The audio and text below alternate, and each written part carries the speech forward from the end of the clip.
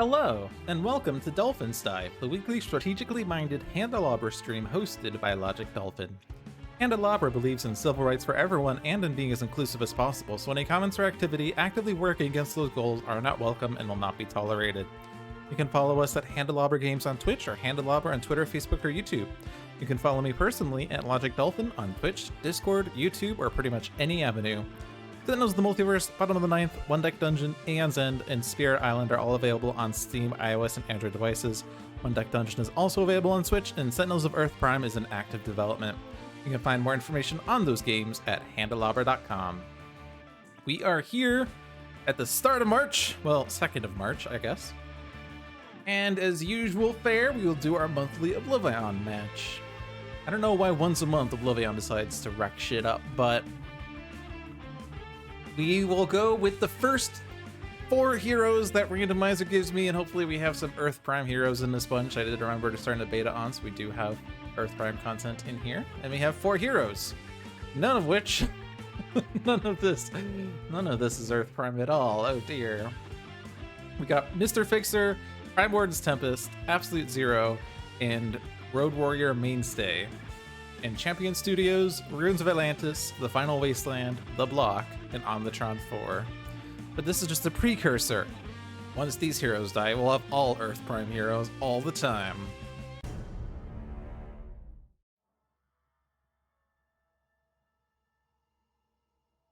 You are frail creatures. That means you block for less.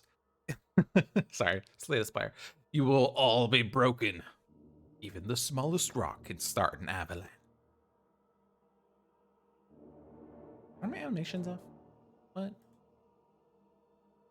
Like very fast. I don't know, maybe it's a beta thing. Let's turn these down, see if that helps. Bring forth Aeon Master. Oh dear.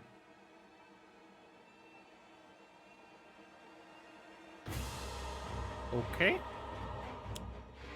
Cyan Reserve. We also have Dark Mind.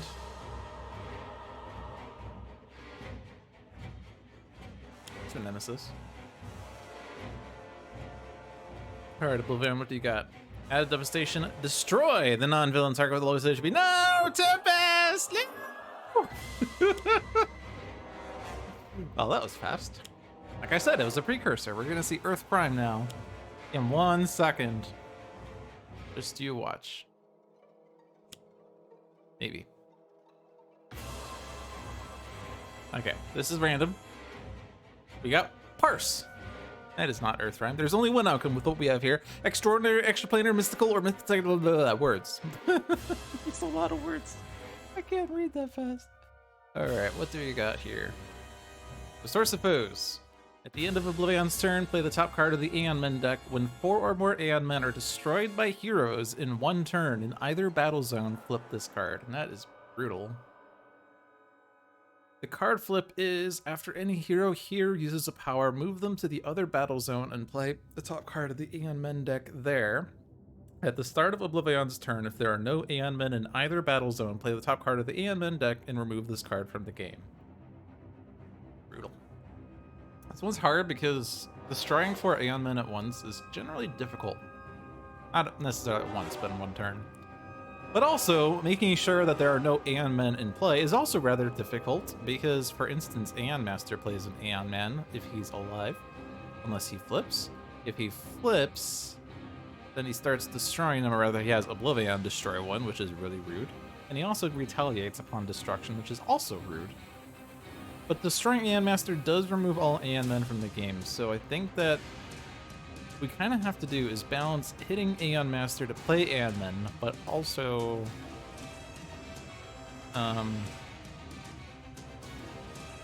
not letting him flip, because he flips when there's 4 or more? When there's 3 or more. There are at least 3 Aeon Men. Yep, thanks, Oblivion. So if we don't want Aeon Master to flip immediately, we need to destroy one of them. That's a prerogative right now. Let's see, we also have, yeah, so Aeon Master we've basically looked at. His destruction shuffles the Aeon Men. Dark Mind, at the start of the villain turn, if there are 4 more cards under this card, flip this card. Whenever a hero ongoing card is revealed or destroyed, put it under this card. When this card is destroyed, put any cards under this card into play in their play areas, then remove this card from the game. At the end of this villain turn, reveal the top 3 cards of one hero deck, discard any non-ongoing revealed cards, then the ongoing revealed cards get put underneath her. This card deals the hero target with the highest HP 4 psychic damage for each card discarded this way. And if she flips when she has 4 more, and she flips back if there are none. When this card is destroyed, same thing. At the end of the villain turn, this card deals each hero target 3 psychic damage, then move a random card from under this card to its trash. If that trash belongs to a hero in this battle zone, this card deals that hero 4 psychic damage. You also have the Nation in Ruins. At the end of your turn, if there are more hero targets in this battle zone than non-hero targets in the other battle zone, you may play the top card of both environment decks. If you do, flip this card to get El Mejor Legado. And where are we on that? First battle zone, 4 hero targets. Second battle zone, 3 non-hero targets. Actually, you'll get this automatically. Even if we move someone to the second battle zone, it'll be 1 hero target versus... No, I'm misreading this. Holy crap. I am so misreading this. So we only get it right now if everyone stays in Battle Zone 1. So if I want this, I stay in Battle Zone 1. Which is fine, because that lets us beat up those Aeon Men. Have a lot to do with them with this, though. But this decision is to stay there. I probably want this, and I am happy to have this on Fixer because it's a damage plus. It will deal damage. So these don't do any extra damage. We just have irreducible damage, immediate destruction sometimes, and damage reduction. I don't know what to make of that. The next one is Orchestrate the Void. Whenever you cause another player to play a card, use a power or draw a card, add a token to this card. And there are 5 tokens on the card. Flip this card. Fortunately, you don't have those cards, except you could do something from here, I suppose. But if you do, then you're not getting that. But these cards don't say heroes do things. Does Absolute Zero? No, Absolute Zero doesn't. Mainstay have that?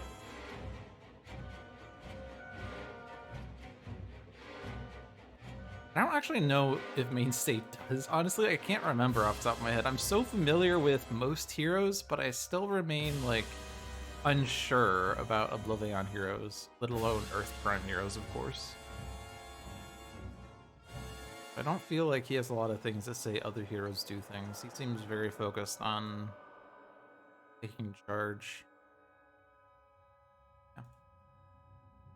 I mean, Parse is the best candidate for this because you have an incap ability that would help out with that. Plus, you do have a card that says that player may play or draw those cards, which will add 2 tokens.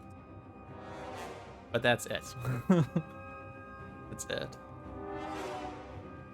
Actually, no, that's not it. There's also Between the Lines, because that's also a power. But it's going to take some time for this to charge up, if we go for it. Alright, so what am I doing? Destroying Aeon Locust, probably? Keep Parse in this battle zone. Oblivion in the other battle zone. With Aeon Vassal adds a Devastation token. Dark Mind adds a Devastation token if no one's there. But it seems like it's better to keep people here. Generally, not being in the battle zone with Oblivion is better. Keeping everyone grouped up so that affects Fizzle in the other battle zone is better.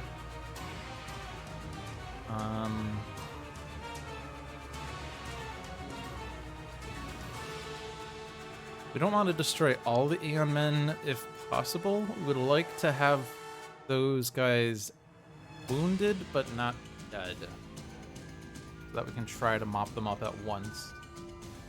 We do have a Cold Snap that could help with that.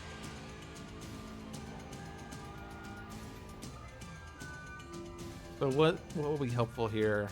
Fire Iron will sometimes accidentally kill something, so probably Hoist Chain. And I don't know about those styles yet. I'm just gonna play the tool and start there. I'm gonna play the one that reduces damage, and I'm gonna damage the thing that doesn't deal damage. Meditation's fine, that gets me whatever style I want. Give me environment cards. Champion Studios. Stunt Double. Atlantean Font of Power, which fizzles. Funny, because it acts at the end of the environment turn, but then at the start of the environment turn, destroy this card, so. Cool. Stunt Double, the first time any hero target will be dealt damage by a villain target each turn, you may redirect that damage to this card. If this card is reduced to 0 or fewer HP, each player discards 2 cards. Well, this saves, this saves us from Oblivion. Oh no, actually, I guess if Oblivion's destroying an environment, the Stunt Double's dead anyway. If I hit Aeon Locus, then base power kills you, and that's good.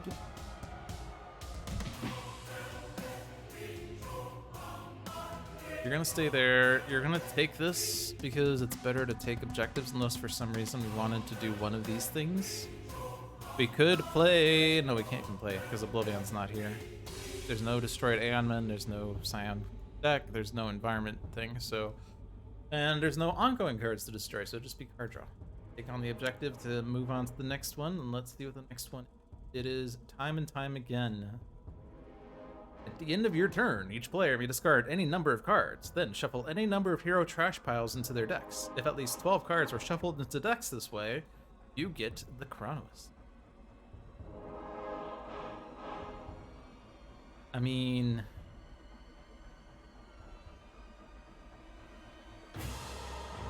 you can just get it by discarding 12 cards. That's a lot of cards to discard, though. Our trash piles are currently empty. Quick calculation would add a card to the trash. Kind of like that, because I don't know about the others. Oh, these are rather slow, so let's do that one. 2 Reveal the Flaws and an Extrasensory Awareness. Extrasensory Awareness is good on the Scion deck. Bad on Oblivion because you don't want to reveal his cards. But on the Scion deck, we'll control the Scion play in both battle zones. I kind of like that one. And both Reveal the Flaws are the same, so I'll put 1 on the bottom and I draw the other 2. Well, technically I didn't draw them. They just went to my hand. Which is a technical note. Segmentation Fault for discards for ongoing and environment destruction to add to the trash piles. Cool. I don't think we need Chronos just yet. Next up is Hellion. At the end of your turn, this card deals your hero character card 1 irreducible melee damage, then deals each hero target 1 infernal damage. This card will be destroyed. You get Seraph, dealing a bunch of radiant damage. And if you hit this power, hit this card, you can play a card or use a power.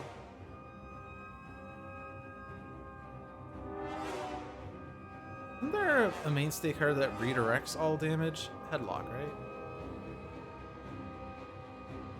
Damage dealt by that target is irreducible and redirected to mainstay. I don't think that's wise to play on Hellion, but we don't also have it. Is mainstay the lowest HP? Nope, Parse exists.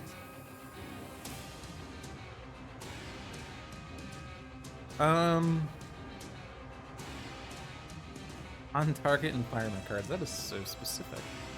Are there non-target environment cards? Yep, there are. There are. I'm thinking Cold Snap. Cold Snap is gonna hit Aeon Master though, and it's also gonna hit Stunt Double. But I don't have anything else other than if I want to skip to draw 2 to get to a module faster, but I think Cold Snap's just fine. I'm not hitting myself though. Bullet Blast! Alright, discard 12 cards. Lol. I guess 11 cards. I mean, this would give us the Chronoist immediately, which will give us a lot of plays. Are there plays that make sense, though? Bearing in mind that we have to discard 11 of the 16 cards. I guess you have a lot of cards. Since you drew 2 extra. Well, technically, I didn't draw them. I just added them to my hand.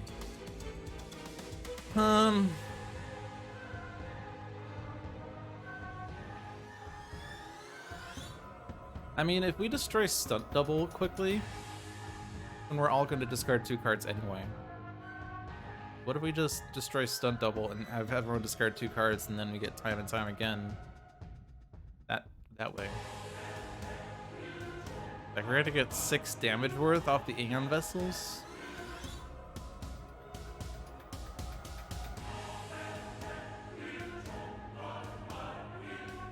So are you gonna take Hellion?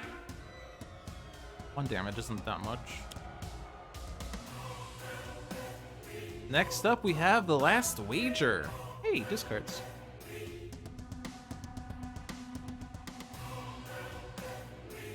Last Wager does not warrant an introduction. Until the start of your next turn, whenever a target deals damage to Mainstay, he may deal that target 1 melee damage. Bring it. Bring it. Bring it. Yeah, mono a mono Hellion.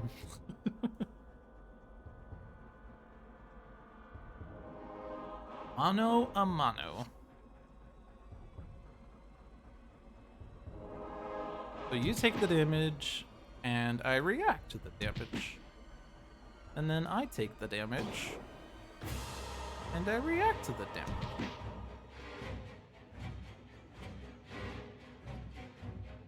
First time any hero target. So is this actually... Hey, for the first time, this is not a glamour effect. It's any. I will react to the damage.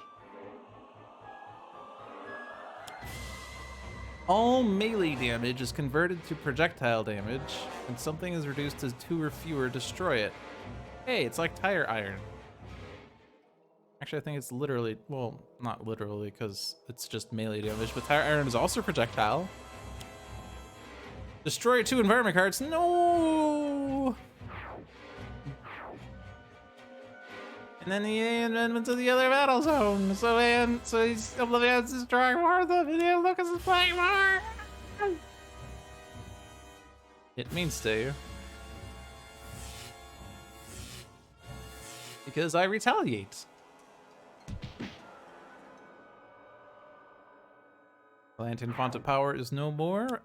Say hello to Leaking Room. Makes me so not want to go to Battle Zone 2.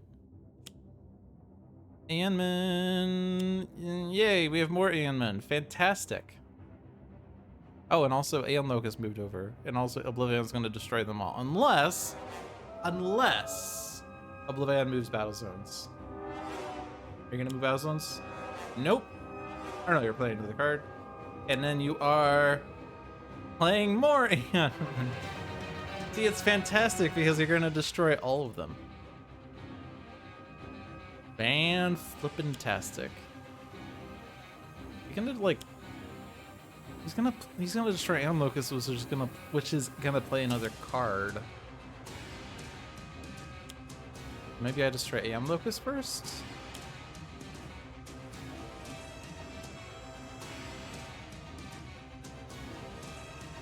I mean, if I destroy all the Aeon Vessels, that's 5 Devastation tokens.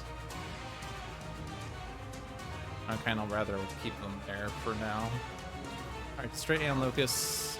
Oblivion says, play any other Battle Zones play area. Cool. And then you're just going to destroy the others.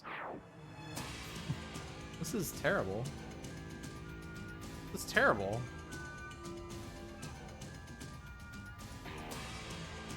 Also, order mattered because if I destroyed the Aeon Thralls last, there'd be fewer things to wait on. Alright, now here's the problem. There is a bit of a problem. The problem is, we're at 11 Devastation tokens on turn 2. That's a pretty big problem. There's also two Scions in Battle Zone 2. So they're going to add 2 Devastation tokens.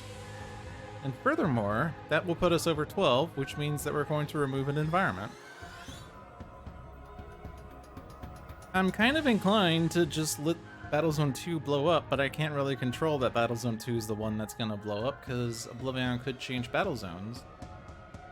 Actually, we can... Ooh, this is actually pretty important. We're gonna extra sensor awareness that shit. Alright, decision made. Decision made. Also, we have 3 AN men. We're also gonna accidentally add 1 because of Cold Snap. I guess that was not correct play after all. There's also an impending Doom.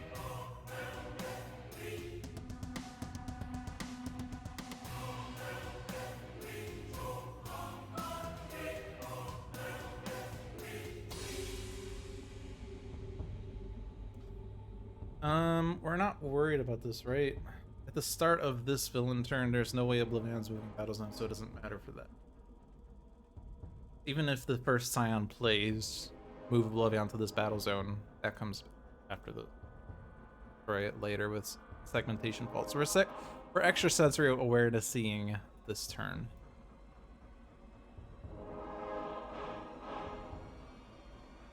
But so we're gonna let Battlezone 2 blow up, and we can definitely control that it blows up. Because worst case, we get 2 cards that both say move Oblivion to this battle zone or something, but we'll control the order that things go. And I want a style plus damage style. You're doing 3 damage, you're doing 2 damage. That's enough to kill Aeon Vassal.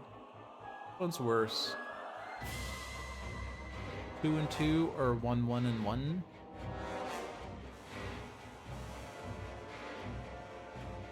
I mean, plus 1 damage isn't actually enough to kill Aeon Warrior. Although it will die to absolute 0, so I'm not in a major rush though. I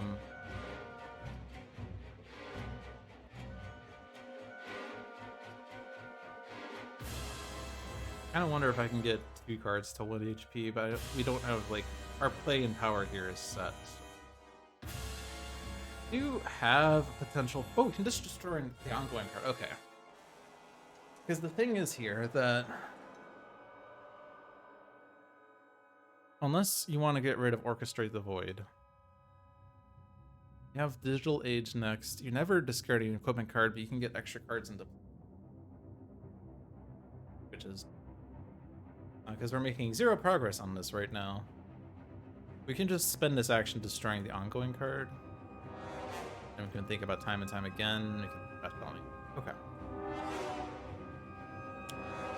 So let's get the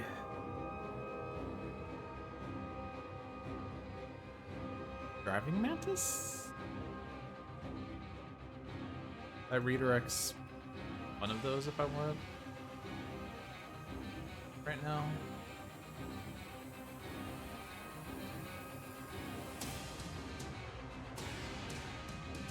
Let's use this. I had like, if I had Jackhandle or dual crowbars, I would take more damage, but since I don't have those right now, I'm gonna say no to that. Salvage Yard. And discard equipments now.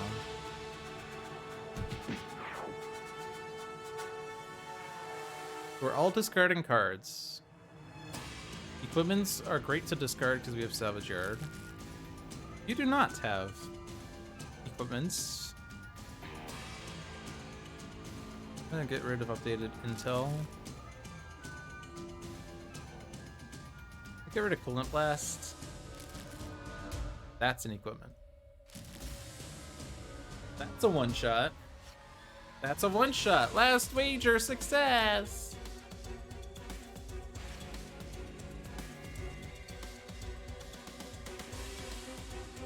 You're winning.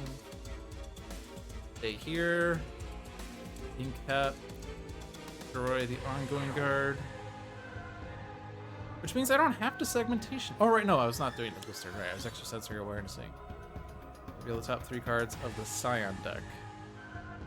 So, If Oblivion is here, move Oblivion to the other battle zone. So we obviously don't want that in battle zone 2. Move Oblivion to this battle zone. Oh. Actually, no, it works. It works if we do it. It works if I play that in battle zone 2, at least, even if I do reality altered. Time with lowest HP deals the two hero targets with highest HP 2 second damage each. Each hero dealt damage this way destroys one of their non-character cards. Currently Absolute Zero and Mr. Fixer. Fixer can redirect it, and that's fine.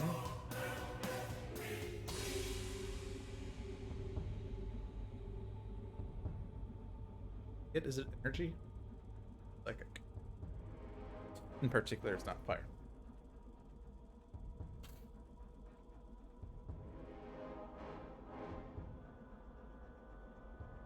Each Aeon man to the other battle zone. If Oblivion is here, move him to the... We can't do that ever in battle zone. And we probably don't want to also play this in battle zone 1.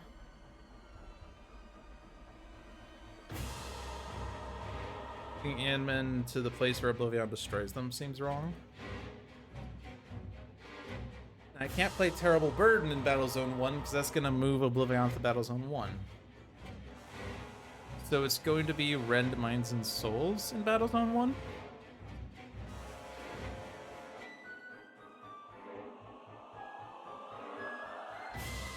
So we're gonna have to deal with card destruction is what that sounds like. We're gonna discard one of these. Which one do we want to discard? I mean, if we're doing Rended Minds and Souls in Battle Zone 1, we can't play Reality Altered in Battle Zone 2, so it's gonna be Terrible Bird in Battle Zone 2. We discard Reality Altered. We put Rended Minds and Souls on top.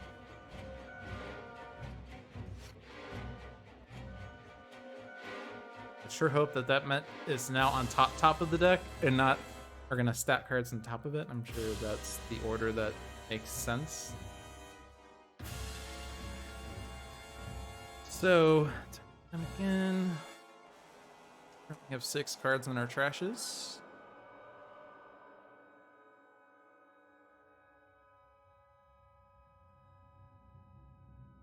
Getting this right now would actually be pretty good because use it to help destroy Hellion.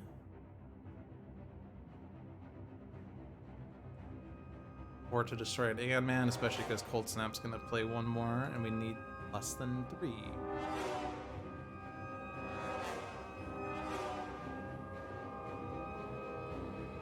Digital Age on Absolute Zero seems dangerous.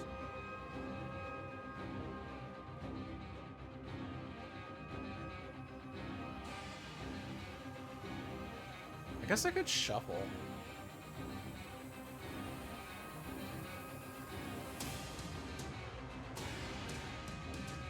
I mean, the thing is, like, this objective is something you would most likely just want to leave on the front side if you don't want the back side. Because it's basically just saying you can put extra cards into play.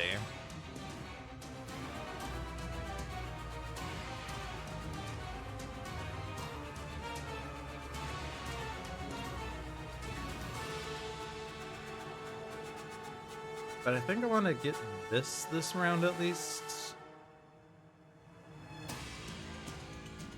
3 and 3 is enough to kill Aeon Warrior after the Cold Snap damage, and then I don't have to worry about Mainstay having to do stuff. He is lowest right now? Alright, so we do have a lot of damage there. In which case I don't really need it. It does 6. We could also potentially get Hellion flipped as well, which will also provide damages as needed. I think Hellion's probably better because I can get it flipped if I do Horfire to hit Hellion. And then Chronos does the 3 and 3. And then that will flip it in advance, and then we could claim the Digital Age on Mainstay if we want it. Which your cards generally react if they're destroyed, right? It's actually fine for your equipments to have each.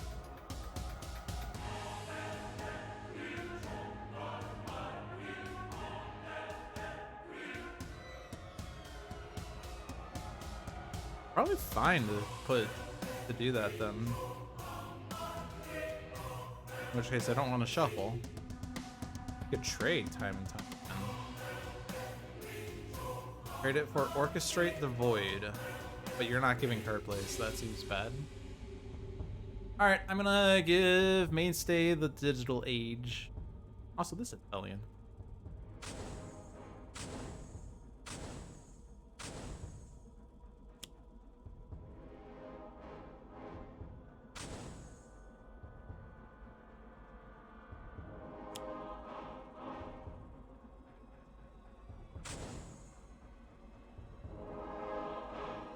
We did have to destroy one of these. And Locust can currently heal Aeon Warrior. Don't use that power yet. I have another Coolant Blast. Oh my god. The equipments are safe to discard because of Salvage Yard. We have 0 equipments. Awesome. Awesome Blossom.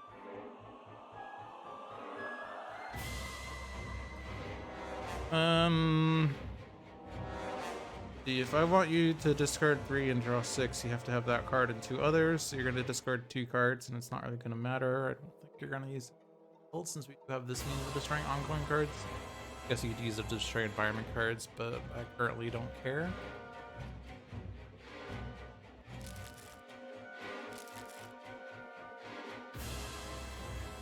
There are currently 9 cards. We need 12, so if we all discard 1.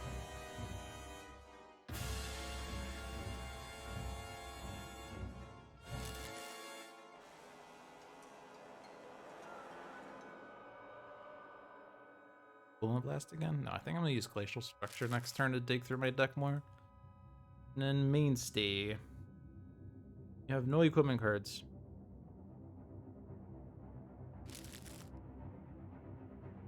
Also, when I just said equipments are safe to discard, we're shoveling our trashes, so we're not actually safe to discard the equipments. Oh well.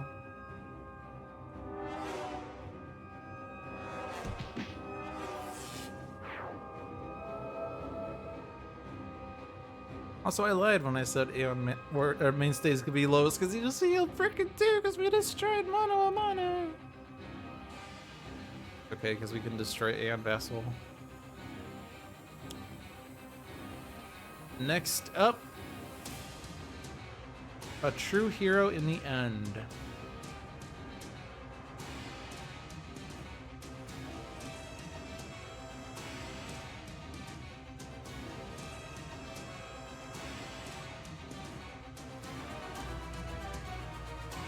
If that damage destroyed a target, Mainstay deals 1 target 3 projectile damage.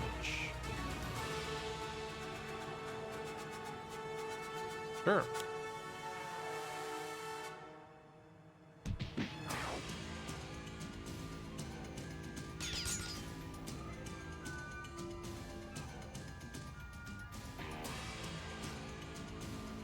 Sweet Rhonda.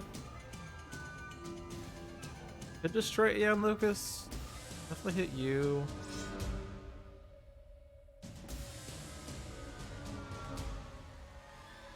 Aeon Lucas will heal Aeon Warrior. We're not worried about Aeon Lucas getting destroyed because Oblivion is not changing battle zones.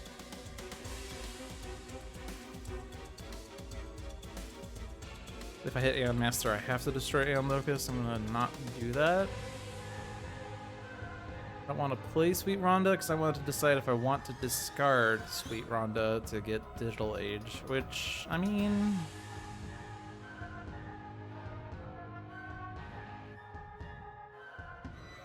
not gonna screw me up right away because I don't even have any equipments in play. I know I have Mainstay, Seraph, and Omni Unity deal lightning damage.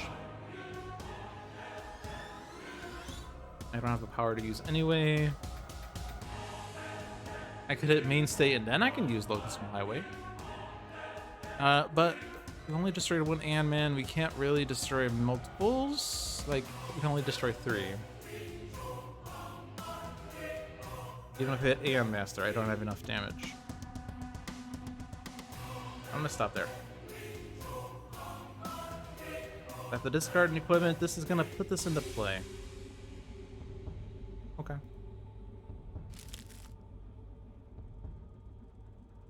Number of equipment cards in my trash, +1.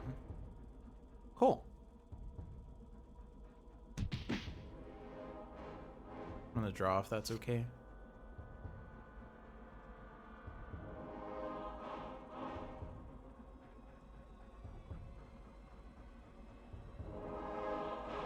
We can get really close to Absolute Zero getting it with Cold Snap.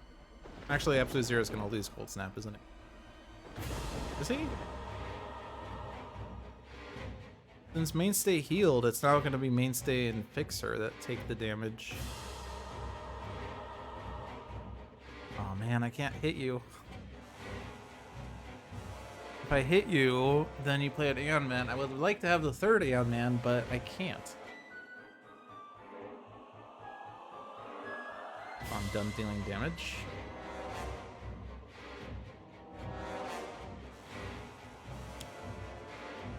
Stunt double. Not a bad time for stunt double, honestly.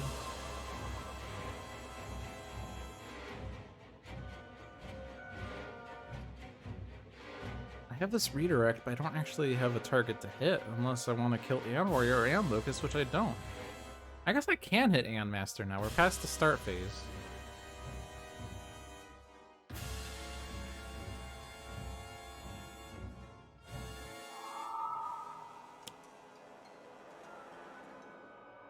Our next objective is to get 4 cards to 1 HP in advance of Cold Snap.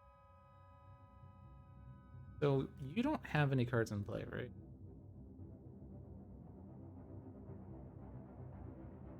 There. But you don't. You could take the damage. You used your base power. And we've already hit Aeon Master for this round? Oh. That's a problem. I don't want to destroy those cards. Right, those are cards in play. They are one of my non-character cards. Whoops. I guess rewards mean something. Thank you, Stunt Double, for saving us from having to kill one of these guys. I guess it would have been Omni Unity. And Locust. I guess the Aeon Locust is gonna heal things too much, and it's gonna make it hard. But we'll figure it out. Did you actually use your base power? You did. But if I hit you, then you heal. If you don't take the damage, then I don't have to deal with it. I can hit you though. For no reason, because you just healed it back. But I asserted dominance.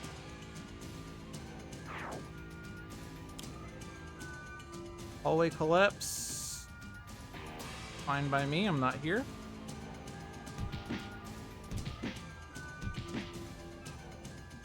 Also nice because Empyrean goes off and kills Aeon Thrall for me. Which means that when Oblivion destroys Aeon Thrall, nothing happens.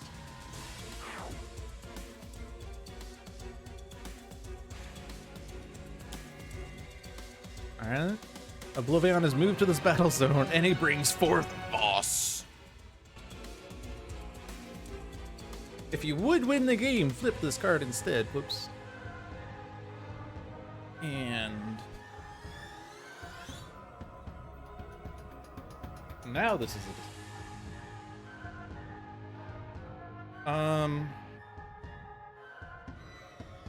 Oblivion is dealing 20 plus 4. That already kills Darkmind. And if I hit Empyrean, then we flip Empyrean.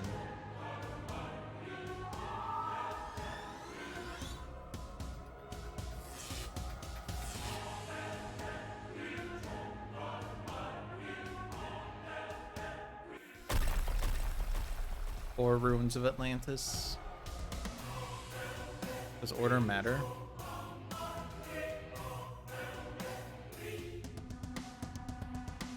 suppose there's a slight chance that it matters, because if Boar comes out, does Boar get destroyed immediately? I don't think so. All this. Boar's at 30, so he wouldn't have been destroyed immediately. Because the question is, if we flip Empyrean, then that's the end of this damage. But if Boar's destruction would have flipped Empyrean, then we would have also killed Empyrean, but... Destroy the non-villain target. There was none. He moved battle zones. Alright, so that's a bit tricky now, because... Now Battle Zone 2 has 3 Scions. Oh, and also you're just destroying these guys. Okay, that's just rude, actually. I wanted to destroy these guys. Could you not?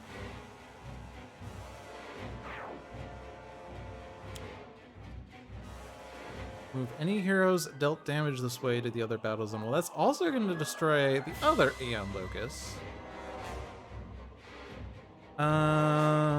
Deals each target, so this can hit Aeon Master if we wanted. Go ahead and do that first. It is going to play another Aeon Man. But then let's hit this Aeon Locus and hope that it moves Oblivion.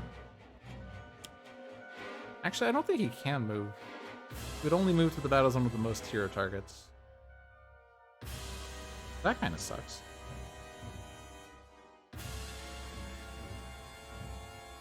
Stunt Double can save some of this damage.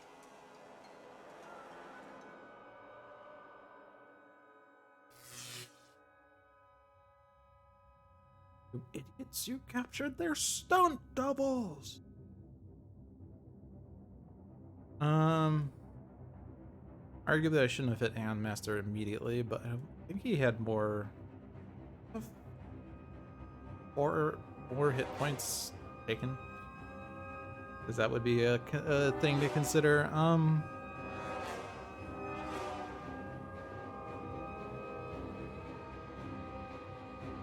How much damage is this? This is 7 here, and you also deal... You add less tokens based on the number of character cards dealt damage. So let's hit the heroes here.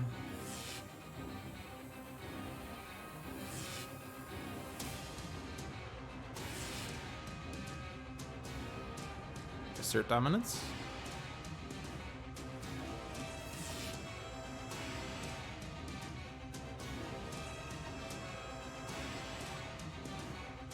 So do I save one of these? Because we also have the 2 damage. Heroes dealt damage, so I move the other battle zone, and then they don't take the damage from the other part. I think. But if I do... Well, Stunt Double's dying anyway, so I am definitely using up this on one of these guys. I guess Chronois? Oh, but this is only hero. First time any hero target. This is a hero target. No? I guess, wait, no, it is a hero target, is it not? Are these not hero targets?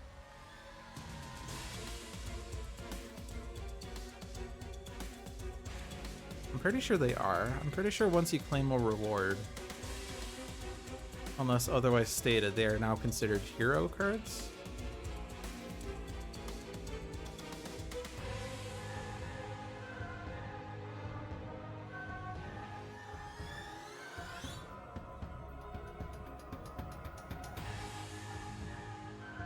The reward side of a mission card will either be a hero card with a keyword indicating its type, or a hero target that acts within the hero play area. So it is a hero target. First time any hero target will be dealt damage. Alright, I'm feeding back. My username is Logic Dolphin. This could be a bug that, like, there was a similar issue a month ago, so it's possible this is related.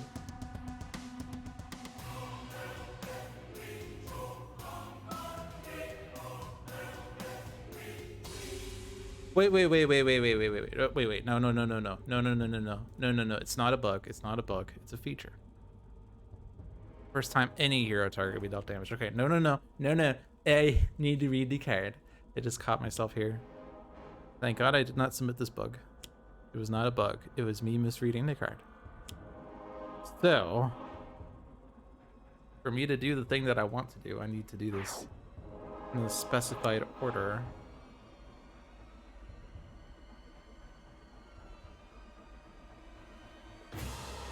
Also, while we're here, Aeon Master is at 57, so yeah, you want to hit the Aeon Thralls first.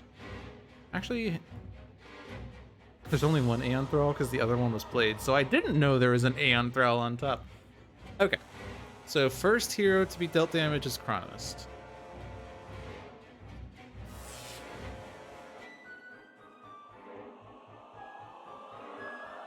On second thought, hold on. I'm gaming the system here. I just had a thought.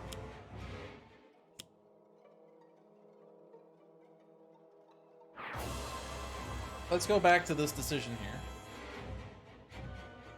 I don't think I want to do this though, because what I could do is I could hit Mr. Fixer in Absolute Zero Mainstay and whatever.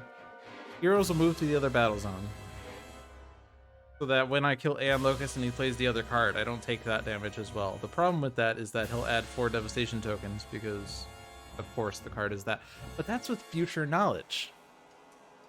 So if I'm sitting here and I'm thinking I want to be smart, do I hit the heroes so that they don't take the damage from whatever this card play is?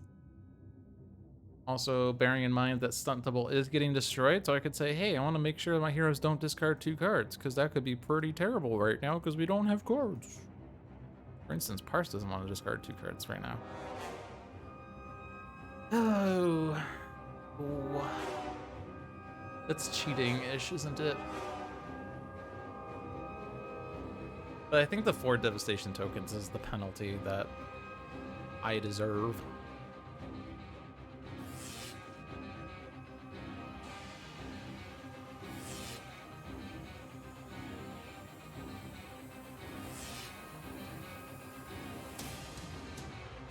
This also saves a lot of the damage that was going to go towards the targets. Let me do this one.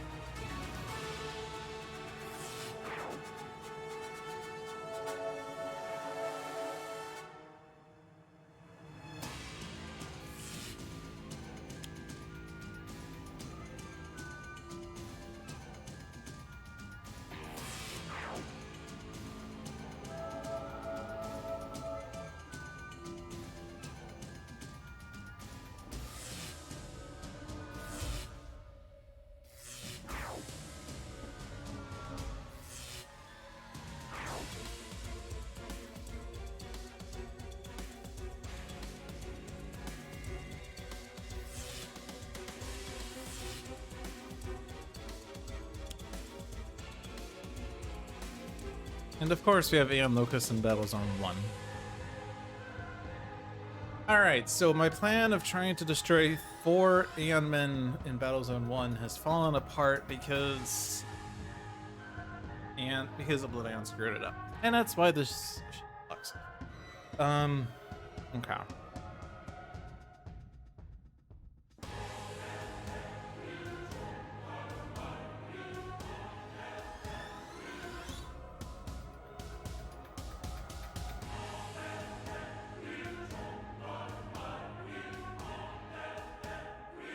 We're all in Battle Zone 2 right now, actually, so, like, if we were to go for the true hero or whatever,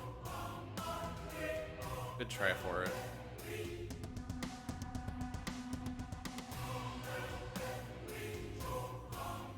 Interesting thing is Fixer would redirect his own damage if forced. Okay. So he could redirect it, which is interesting because that allows him to pile another -1 on someone. Damage is dealt. This is psychic damage, so Empyrean would take it. we kind of have the problem where Imperial.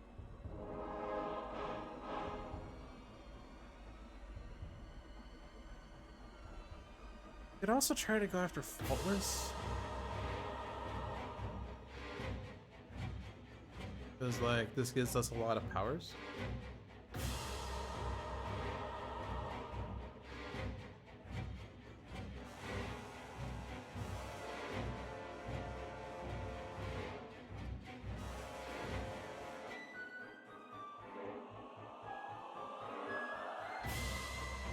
Most of the issues with being here right here is that there are three Scions here, and also Aeon Master's in the other battle zone. Who's gonna play an Aeon Man that Oblivion is then gonna destroy, unless we try to set it up for Oblivion to move battle zone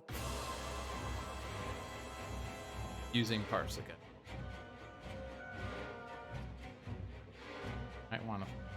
Might wanna swap this at this point. That's not happening. I don't think it's worth.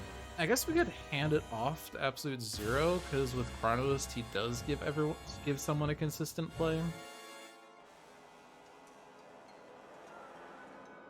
That would require Absolute Zero to take an objective and then Parse to swap it. Or trade it, rather. Parse is going to do a swap at this point. So you're immune to melee and projectile. So Fixer can't hit or Legato can't hit Imperial. I can't hit Voss because he's at -6. I could hit Aeon Men.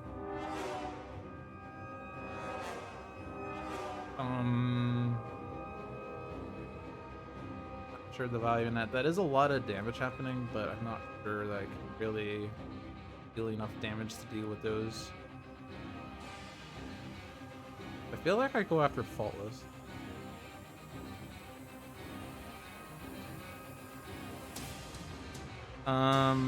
You reduce even damage by 1, and you are now working correctly.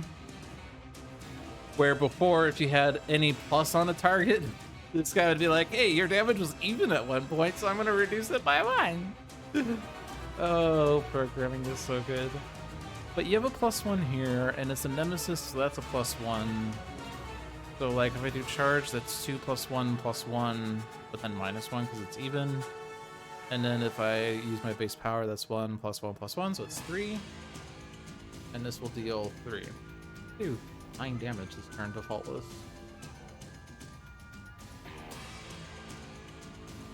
And with this, I could also redirect a Psychic. I'll probably bounce that to Empyrean. I don't think we're gonna kill Empyrean.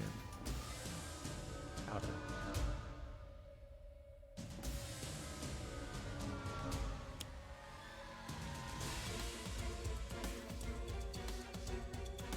Give the hit points to myself. Salvage Yard, there's nothing in my trash. I could play Alternating Thunderclaw and then my damage is irreducible, but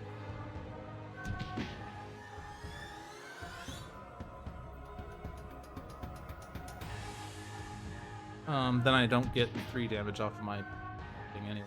So, like, I don't charge if I do that, so I lose 3 damage, and then that was the only damage that would be nice to be irreducible.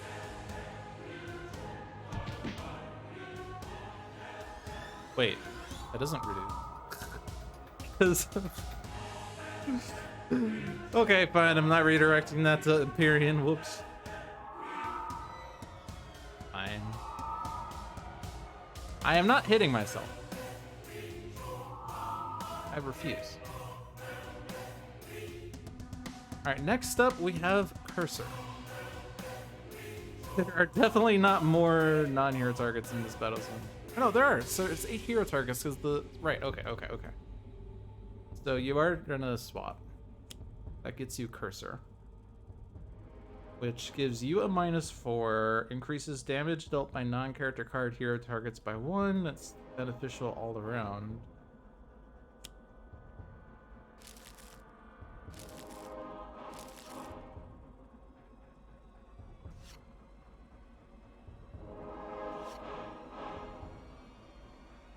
And now we need to decide how to set up the Scion deck.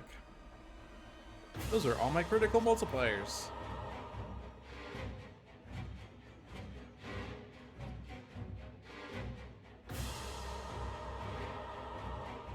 Elemental Pandemonium.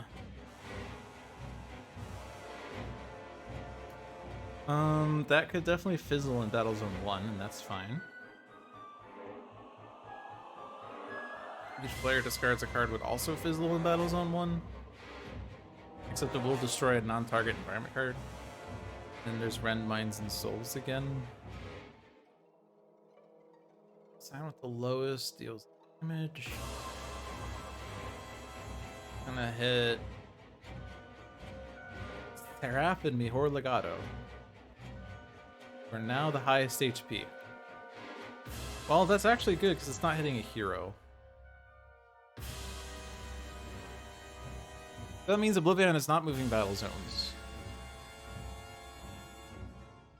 Which is good because that means that these Aeon Men are safe, and as long as he stays in Battle Zone 1, he'll add 3 more hits. Want this in Battle Zone 2. And then this is the one that will fizzle the most. This is one that will fizzle slightly less. Question is whether we want to destroy whatever the environment plays if it's a non-target environment card. Right? Non-target environment card? Yeah.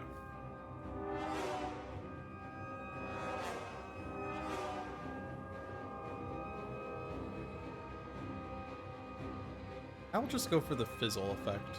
Discard Wave of Oppression and put Elemental Pandemonium on top.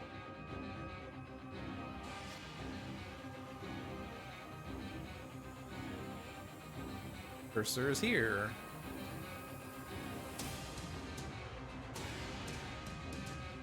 Also, we have the Mecha Knight. You can claim it.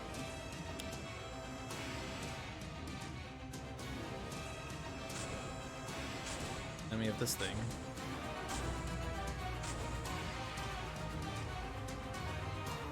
So, Demand of the Gods gives us the thing that deals damage. Your hero deals each villain target 9 damage of that type. That will clear the Aeon Men. That's not bad. In order to get this, 4 cards have to be destroyed this turn.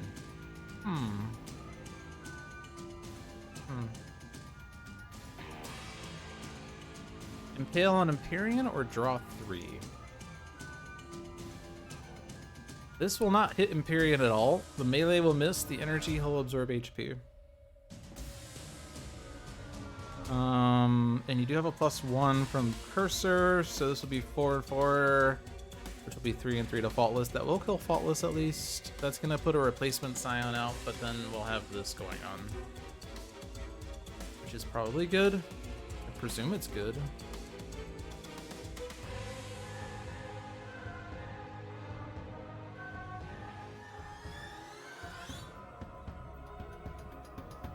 I'm gonna do Impale because even if I get a module on top of my deck and I can't draw it here, I can put it into play with modular realignment. We're making like 0 progress. Hey, onboard module installation. We got a module. Is it better for you to play that module? Because if you play it and we can still kill Faultless, then you get to hit yourself for fire damage or whatever. Is there another play we can make that would be nice? Good impossible shot to... No, we can't kill Faultless with that.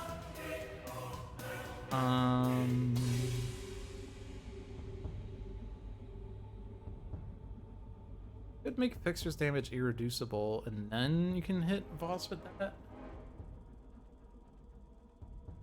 That will reduce your damage by 1. I guess Voss is gonna hit Empyrean for a lot. What type of damage is it? Psychic. Alright, so it's not energy. I saw energy here, got scared. But it's psychic. And it's X -1, which is the number of devastation tokens, which will be 7 after this turn.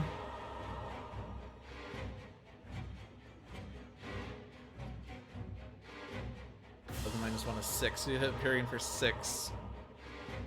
Which means I don't want to put Empyrean at 6 or less.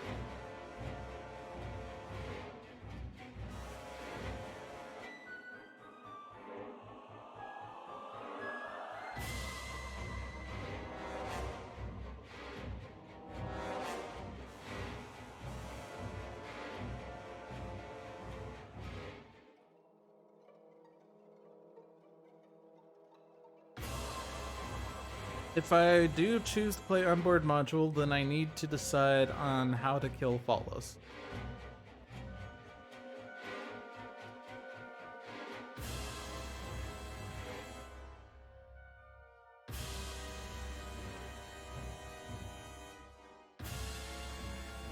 I guess Seraph helps with that, actually. On the Unity, so never mind.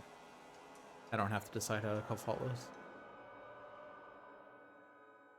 Seraph does Radiant. Omni Unity deals lightning. 5 lightning damage and 2 Radiant. That's 7. I guess actually Voss doesn't have to go after Empyrean because you just go deal another Scion damage. So after Faultless is gone, you can deal your damage to whatever replaces Faultless if we so wanted.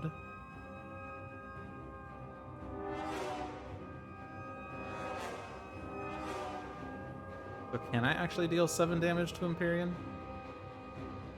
Powers are at the end, so it happens after Empyrean and Boss do actions. Kind of bad. So I'd like to be able to kill Empyrean. The problem is we don't have the types of damage that will work.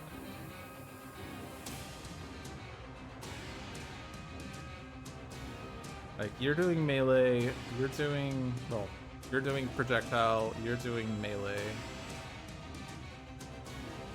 It's only Absolute Zero that could do it, and Absolute Zero is not dealing any more damage this turn.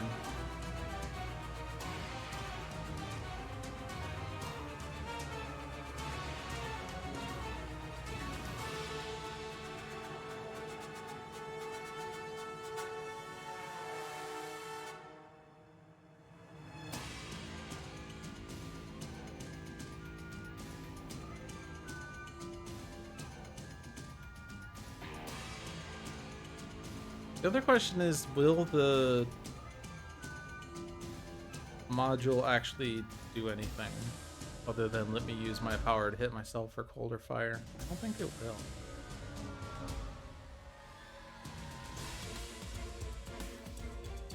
Because we know the Scion is not playing Elemental Pandemonium, for instance. It's playing Red Minds and Souls. And none of these guys are dealing the right types of damage. It's probably better to then let this fizzle and let Chronos kill Faultless, and then we can decide what to do with the replacement Scion.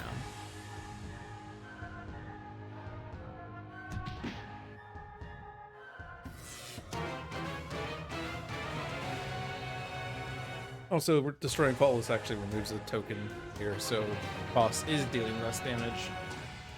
And we have Sanction, who is not doing that much, right? At the end of this round turn, deal the hero target with the lowest HP 3 energy damage. That's... It's currently Faultless. Whoops. Alright. Discard. Discard. Discard. Discard. Good night. I guess we have Mecha Knight off Faultless, so I don't actually need to have a module.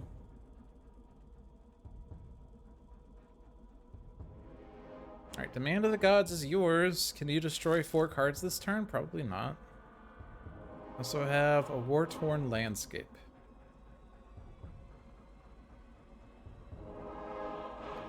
I'm not going to be dealing a lot of damage this turn.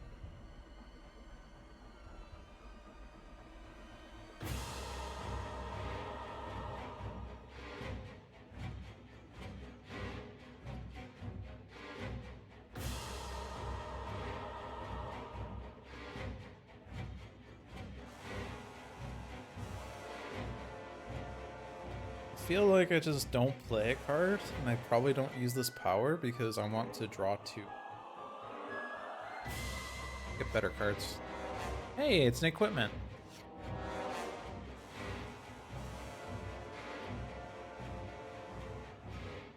For some reason I forgot Cursor's +1 on you, but I remembered it on Omni Unity. It's irreducible.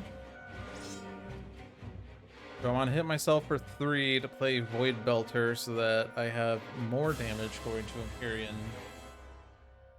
If I do, then Void Belter becomes the lowest HP target, so then, like, Sanction will go after it. But if that happens, then Mainstay deals 2 projectile and 2 fire damage. Cool. But also this will deal 3 energy damage on a villain target. But we know that the play is not going to damage us. Well, it is going to damage us, but it's not going to damage Void Belter. Damage to non-villain target, but that's not going to kill anything. I think.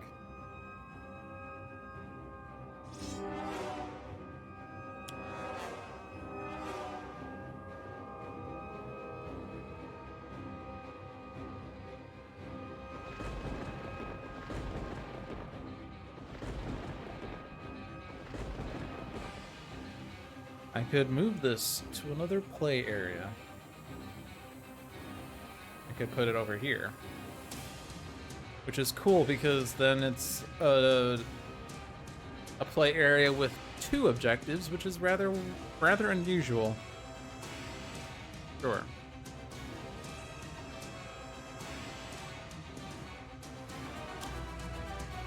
Deadly choice.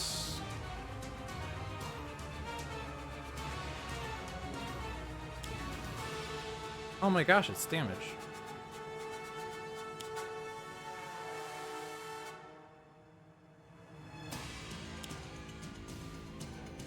Okay. Those aren't the worst Aeon Men to play. Target other than itself 1 damage. Well, we're gonna heal up part of it at least. Cursor's reducing damage to either Arse or Cursor. The Cursor should take the damage so that you have healing.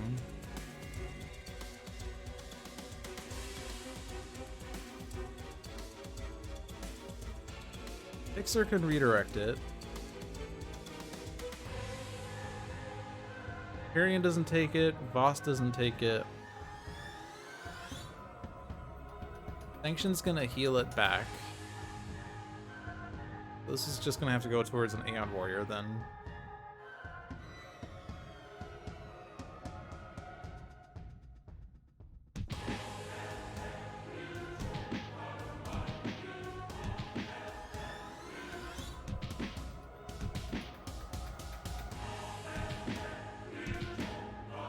Actually, I guess Sanction will heal it after Voss hits her for 1,000,000, so actually I could have hit Sanction there.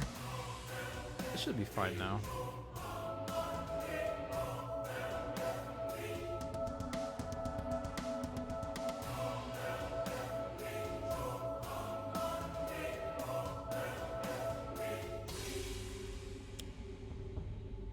Wait, that wasn't the play. Oh, Sanction discarded it. Sanction discarded the card. It's not Rend Binds and Soul, so it could have been dangerous. No target was... No, the target was destroyed this way. Void Belter was destroyed. You want target 2 projectile and 2 fire. Would kill Empyrean, except you're immune to the melee.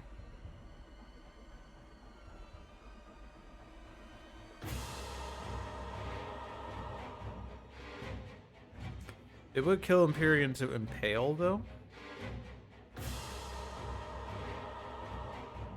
When this card is destroyed, each player may draw a card and use a power. We could maybe set that up for enough Aeon Men to die.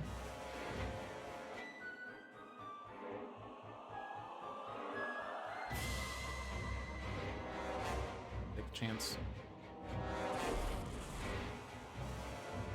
I take a chance.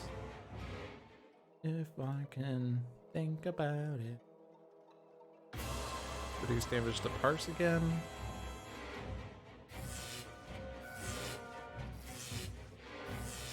Actually, no, we can kill Empyrean now with Absolute Zero, right?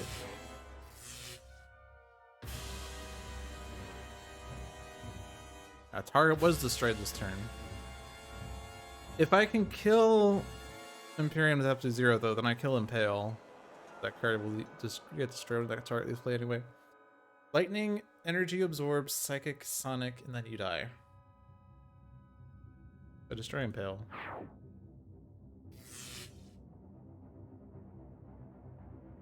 It does mean there's a replacement Scion immediately. It's weird. It also gives us another play in power, which is weird. Actually, it's just draw and power. Oh man, I was hoping for the Scion to come out immediately, but it's not, which means that this power, we may draw a card and use a power.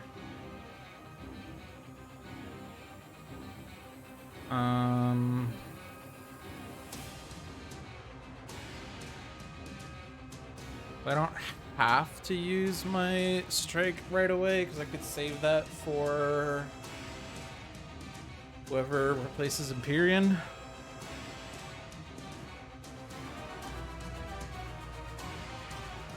Here with the lowest is still faultless. I think Fixer doesn't use the power. Arse is going to use these two powers, extra sensor awareness first probably, bearing in mind that Sanction's going to actually screw this up a lot, really. Whenever an objective is moved to a hero play area or flipped in a hero play area.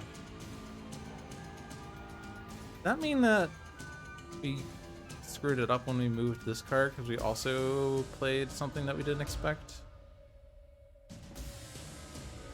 I didn't notice. Yeah, I was expecting Elemental Pandemonium and I got Scatter Slaughter instead. I didn't even notice. That could have been really bad. Alright, so this is not working as well because Sanction is screwing with the Scion deck.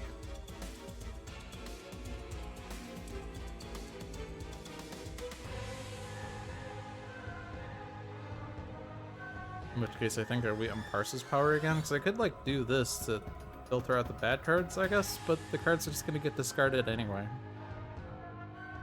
I could just use it to discard the worst card, I guess, and then shuffle the villain deck if I so wanted to make sure that the cards on top are still on top, or not on top, but are still in the deck. Absolute Zero already used Mecha Knight. All you have left is your base power, and that doesn't do anything, and you didn't use this power yet? I'll imagine why I would wait on that.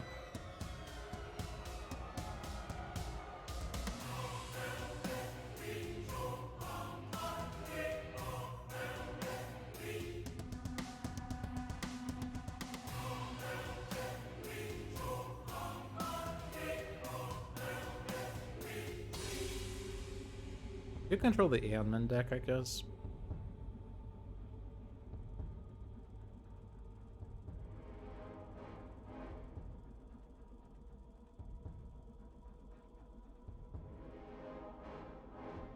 Which one of these is the worst? Moving Aeon Men to screw us up more?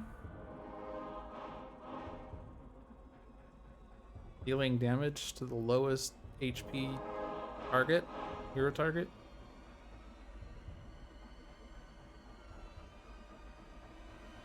Movement of Scions? Like, if that were to play in Battlezone 1, that would at least make sure there's no Aeon Men or no Scion in Battlezone 1. But I don't know. Discard that one. I don't think I care about those cards. You can just get discarded. That's fine. And I'm gonna wait on this as I said I would. Replacement Scion is Nixius.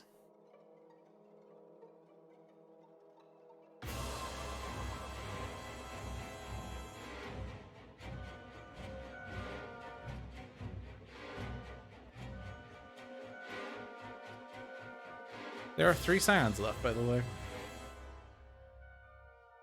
Whenever this card deals damage to a hero, this card regains HP equal to the amount of damage dealt. You're currently going after Faultless, Cursor, Chronoist, and you're gonna, even if Fixer hits you to reduce your damage, you're gonna heal it back. This goes towards Sanction, or could it go after Aeon Man, I guess? Probably wouldn't.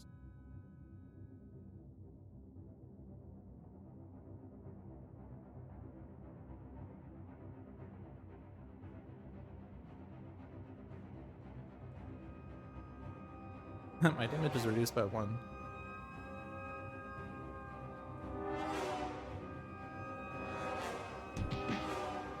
Because I hit myself with hoist chain. Oops.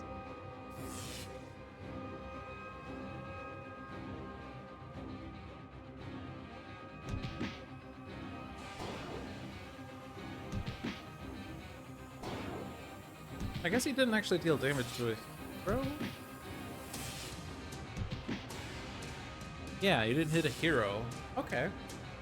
That's cool. Play this card in the other Battle Zone's villain play area.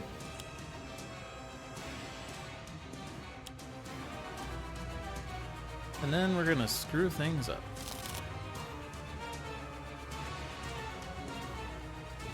Alright, play this one. Oh god, screwed up again.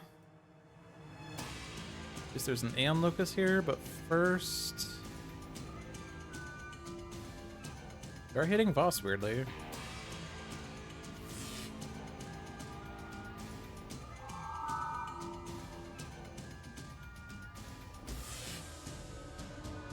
We're not really doing good in this fight, because we have not flipped the shield yet and the countdown's on 2, which is generally really bad. Because we can't flip the shield until the start of the villain turn, but the start of the villain turn, the countdown goes down first, and that's just bad. That's just bad. Alright, try again. Although you're not going to move battle zones. You're going to play another Scion, and more Aeon Men that you're going to destroy. So again, our plan for Source of Foes got screwed up. This sucks. That's like a million Aeon Men. It's like a million Aeon Men. Also, this is gonna kill us. It's just gonna kill us. Okay. First things first.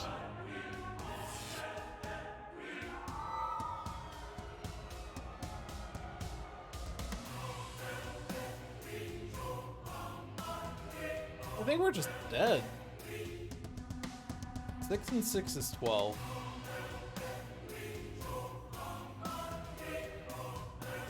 Ours can temporarily stay alive, but then it's gonna die too. Do whatever was going on.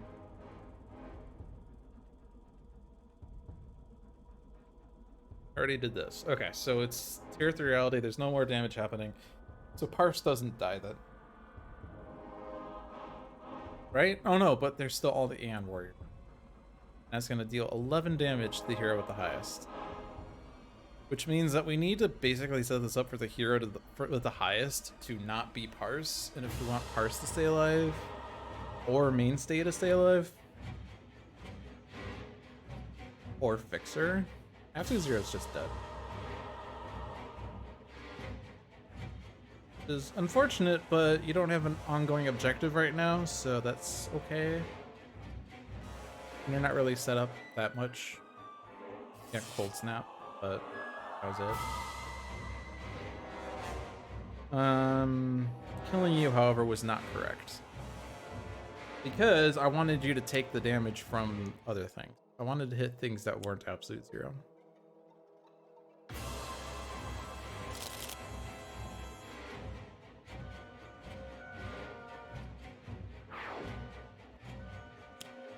I mean, if there's a lesson to be learned from this match, it's probably that I should not underestimate Aeon Locust. Not that I was, but Aeon Locust getting destroyed screws things up.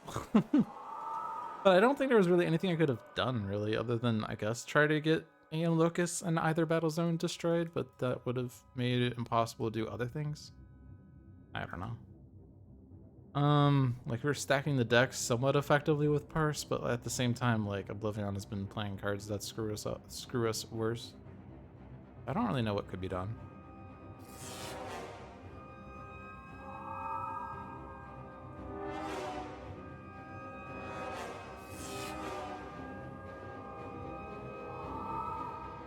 Okay.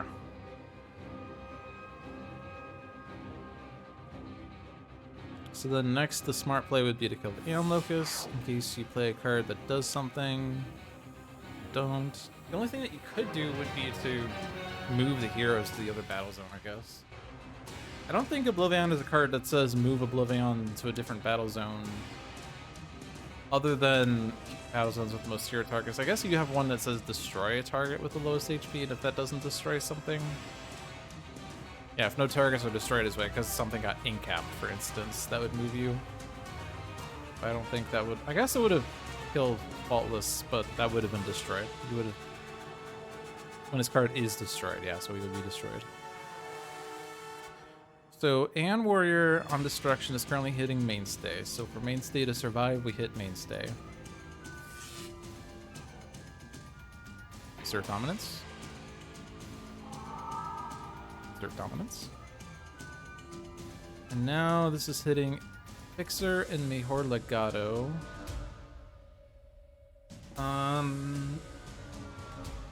Is it possible to save Mejor Legado? There's an argument to be made that having heroes at 1 HP is bad also, but let's just try to keep these guys alive for a second. At the very least, we can try to get True Hero in the end before Fixer dies. Hit this one. Actually, no, don't hit that one, because we have Thralls. Ugh. Ugh.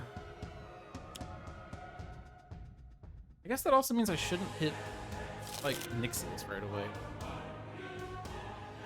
Something as it is.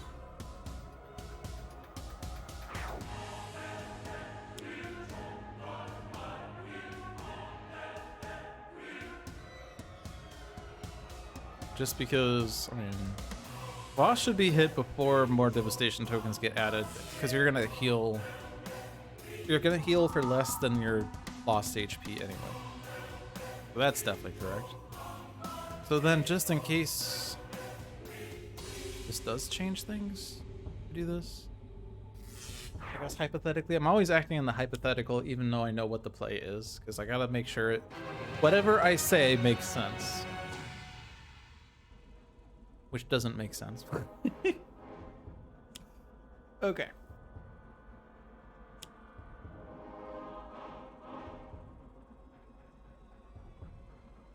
Wait, did that play another Aeon Locust?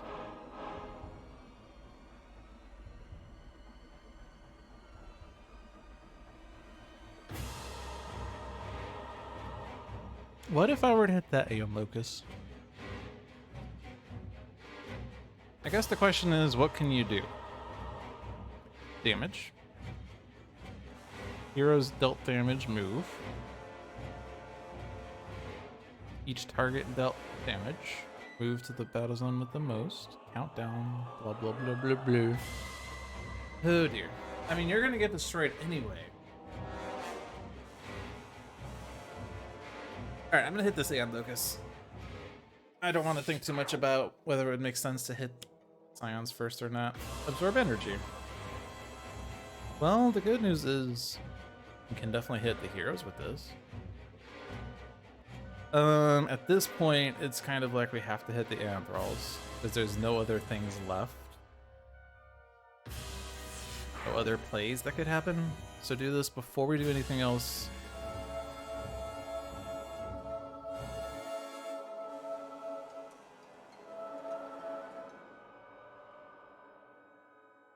Can't stop this destruction now. And again, we can't flip the Source of Foes, which is why this is a terrible shield.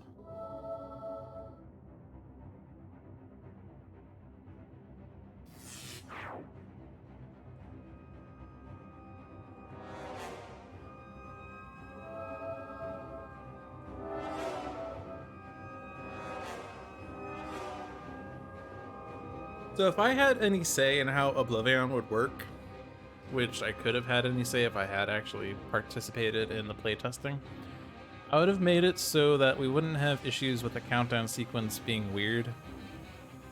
But I really don't like this whole issue with, at the start of Oblivion's turn, if this thing happens, remove this card from the game. Because if the countdown's on 1, then you're going to destroy the environment and you can't trigger this before the shield, before the environment destruction. I feel like this check should happen before the countdown check. But it doesn't because of the rules of Sentinels and the fact that this says when the countdown reaches 0. Or sorry, I mean that says whenever, but over here it says at the start of the environment. At the start of Oblivion's turn, the countdown token moves 1 space along the countdown track. So, because of how Sentinels works, this effect happens first, and then hitting 0 is a whenever effect, so that goes off. If I were to rework this, I would probably change this to at the end of Oblivion's turn check. At the end of Oblivion's turn, if the countdown is at 0, blah blah blah. It would certainly put a weird impetus where it's like, hey, the countdown's at 0, but we're like in this weird stasis. But at least it would let this check go off for one last reprieve. Of course, the argument could also be made that Oblivion is not meant to be fair.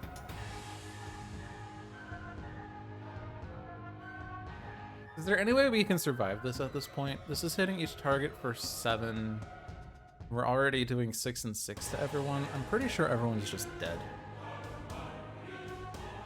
Pretty sure everyone's just dead.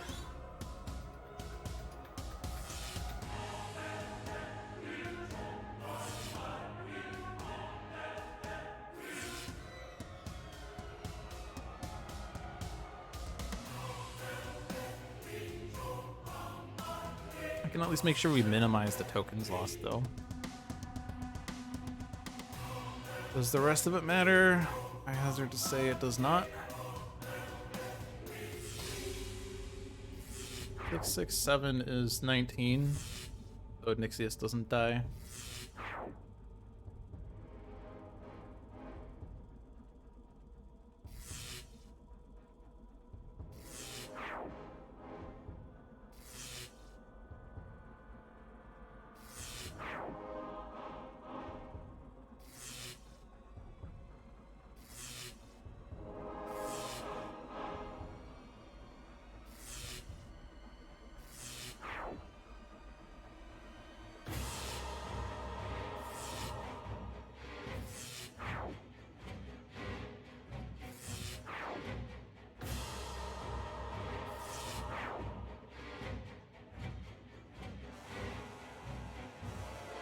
Okay.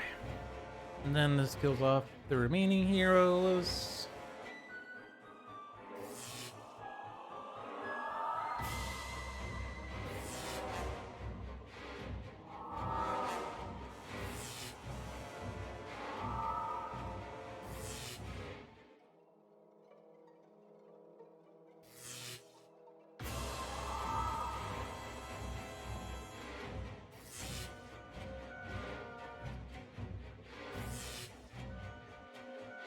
I will assert dominance.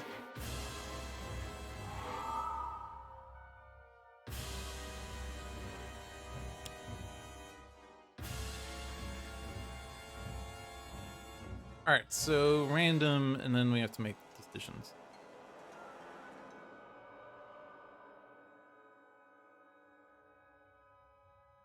I'm kind of inclined to let Battlezone 2 blow up. There are a lot of scions there.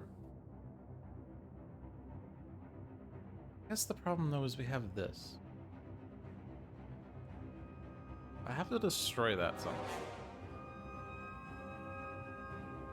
Could I sacrifice a hero to that? Would it be worth to do that, to sacrifice a hero? The problem though is Nixius is in Battlezone 2, and if he's in the same battle zone as Oblivion, he moves. But if I destroy Nixius, he removes 4 devastation tokens. I have to destroy the Poke of the Power, and also destroy Nixius, and then let Oblivion destroy Battlezone 2.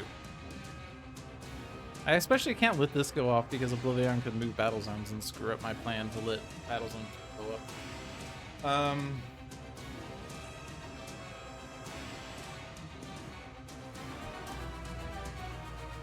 We also have this going off.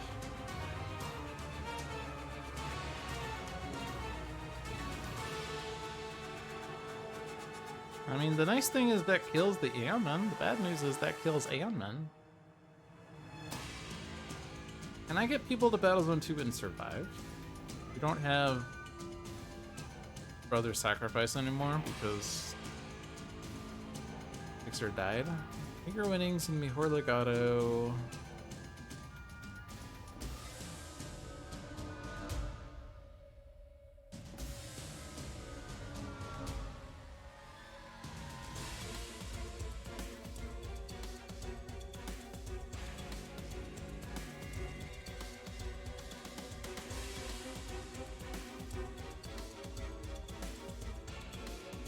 Also destroy an ongoing card right there at least. Could have you do it. There's also destroy an ongoing card in other battle zones or other play areas now. The incaps we have, draw a card, use a power, 2 targets are gonna get a hit point. Power, increase the next damage dealt by a hero by 2, destroy a target with 1 HP. Draw a card, destroy an ongoing card, put a card from villain or environment trash into play. Draw a card, shuffle trash into deck, reveal top card of villain deck, and place it.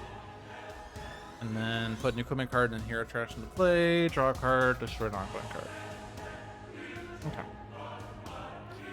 We have Horus at 2 Horizons Raw, which is just card draws. So if I reclaim a reward and I play it, then I don't actually have anything other than a card draw happening here. For instance, if I were to like summon Staff, play Staff of Ra, I also wouldn't have much other than Staff of Ra, which I guess deals damage. 4 damage. Isn't like Raw Nemesis, is it? I don't know. Here's where deciding what heroes to replace would be strategic, but I like the random button too much. I know that's rather random of me.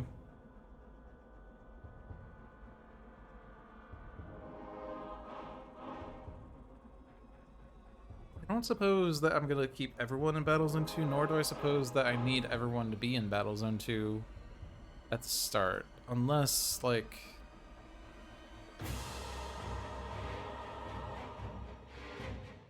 Chronoist would be helpful, but like if I decide Hero 4 needs to be in Battle Zone 2 in advance, that's really the only one that would matter for that.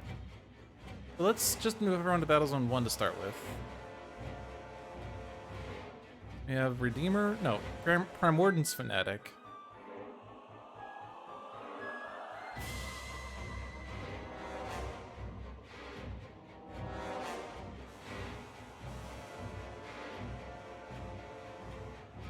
Also has ongoing destruction over here.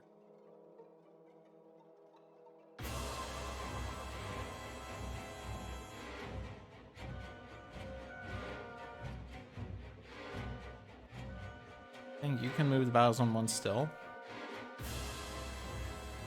And since we have Primordial's Fanatic, now these decisions slightly matter, because if we put Fanatic in Battle Zone 2 and she uses her base power, this gives someone else a power.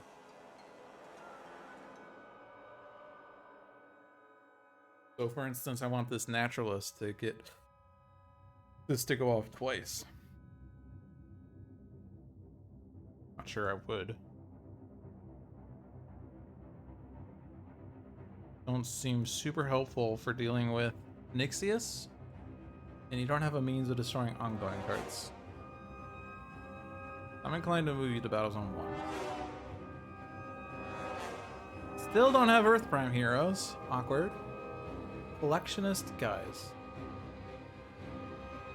Collector guy? Completionist guys. I knew that sounded.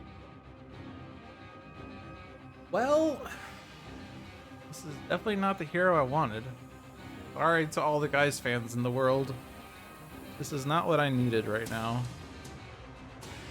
You do not have ongoing destruction.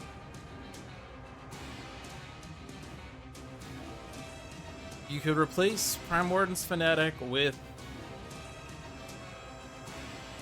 whatever, and then you can copy the base power.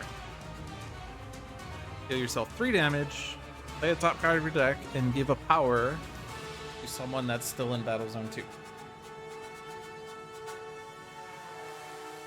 We could have guys in Battle Zone 2, and we bounce this power off of Fnatic. So Fnatic deals herself 3 damage, plays top card of her deck, has guys use a power, guys puts Primord's Fnatic underneath this card, deals himself 3 psychic damage or whatever, radiant damage, plays top card of his deck, gives a power to replace Fnatic.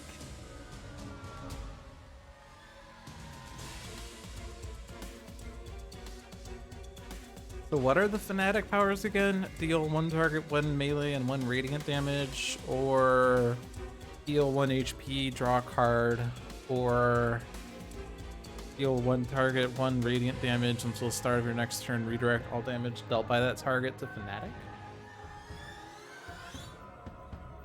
Those ones seem exceptionally powerful.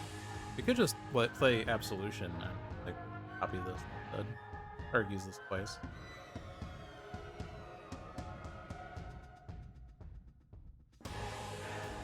And if I were to do that,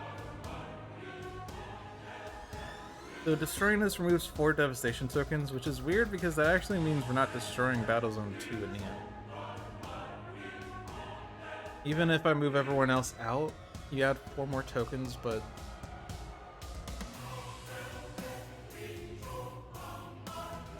you're not gonna get it back.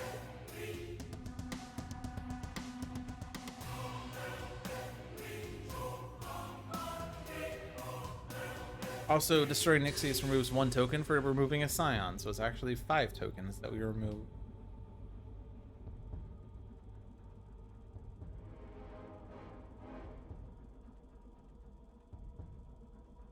I guess another argument is we could let Nixius move to Battle Zone 1. His flip side kind of sucks. When he's dealt damage, you add the devastation token, but when you destroy this card, we get objective flips.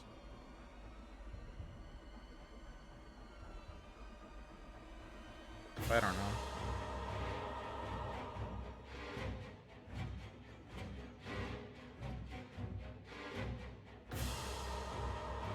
Still want to destroy that ongoing card. Which, I mean, if we're sacrificing Fnatic, then like we're not taking Cursor back.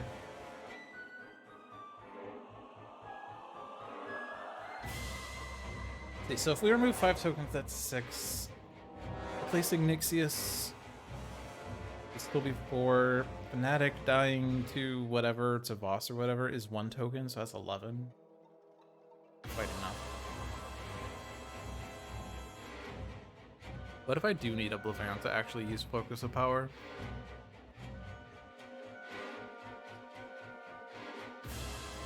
That seems wrong, because you have many ways of looking environment.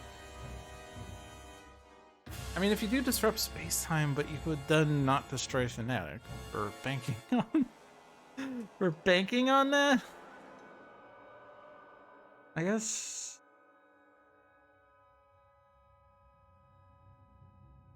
Voss plus Oblivion would deal enough damage if that were to happen. I mean, like, you have 3 Tear Through Realities still in your deck. You have a Temporal Fractures, which, I mean...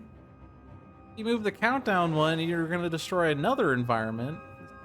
You know, we're talking about destroying our 3rd environment, you know, just to kill Scions, you know, the hashtag Oblivion things. I don't think we're winning this, because we're just not making any progress on this because he keeps screwing up our setup for destroying Aeon Men. Not that we had particularly strong setups, but I feel like the past 2 rounds we had a vague idea as to how to kill 4 Aeon Men, preceded by Oblivion destroying 10 Aeon Men just to assert dominance. We've been joking about asserting dominance, but this is definitely Oblivion asserting dominance. And Krista, if you're watching this, by the way, title this video Assert Dominance, please. I think this would definitely be the correct title for this video. So if you're watching this on YouTube and the title is not Assert Dominance, then that means Krista didn't hear this. And that's just awkward.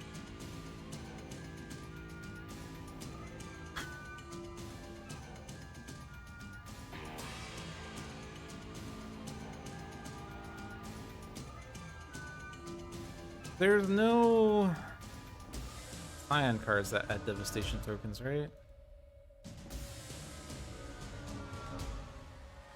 You could kill a hero.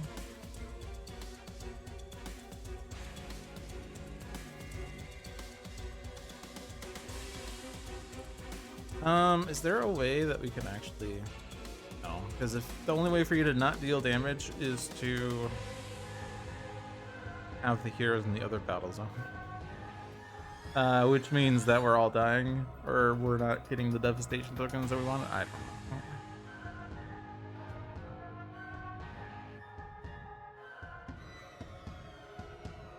You're gonna stay there. I have no idea how we're gonna pull this off at this point. Deadly Choice needs to be destroyed because this will kill the Aeon Men and also hurt us for a bunch. And I would like to not be hurt for a bunch. Unfortunately, we don't really have that many means of environment destruction outside of Consecrated Crown. Alright, I'm just not gonna worry about Battle Zone 2 right now. I'm just gonna stay here. Oh my god.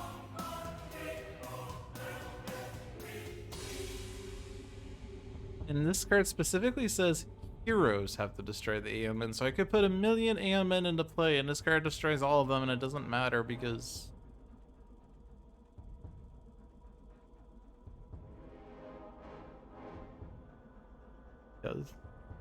I guess there is an alternate way of destroying this card.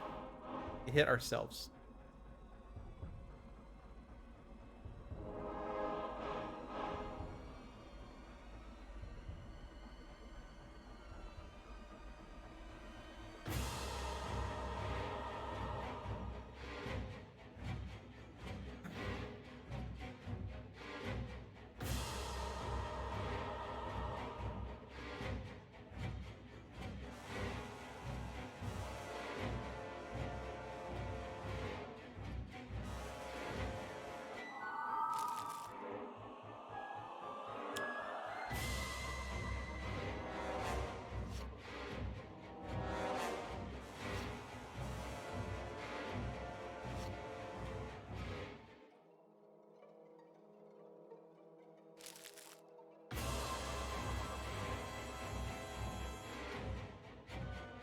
By the way, was there any reason?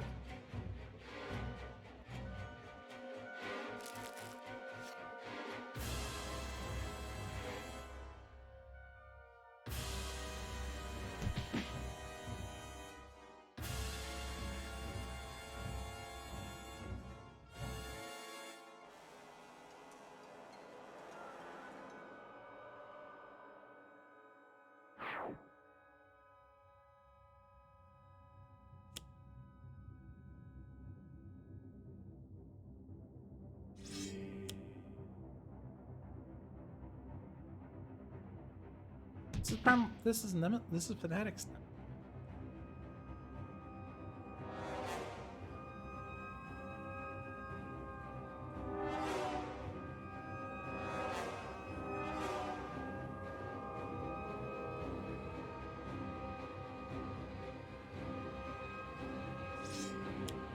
Aha! Extreme!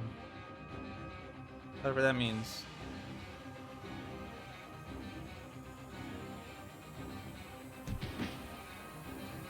The Nixius is dead, at least.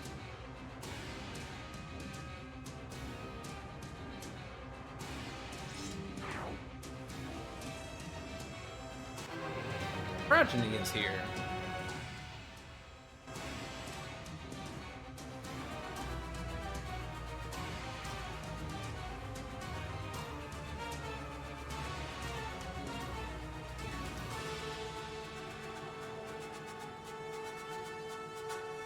Not an environment target.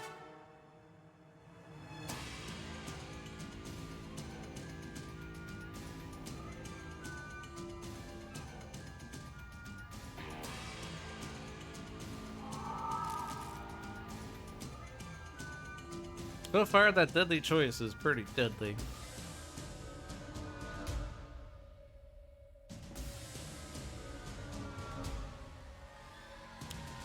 I should perhaps use hyperactive senses to see what's gonna come up on the environment. I could do it now.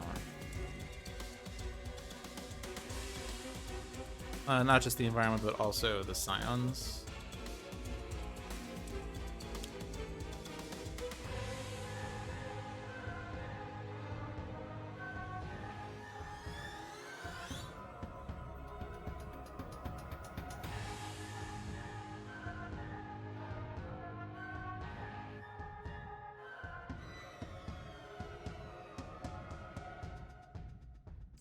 Move Oblivion to this battle zone. Nope.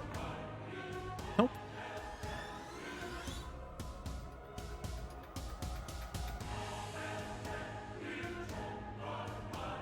And nothing's gonna get destroyed this way.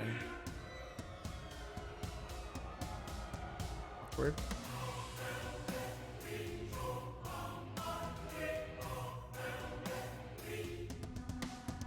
I guess I could discard the top card, but I don't want to play either card.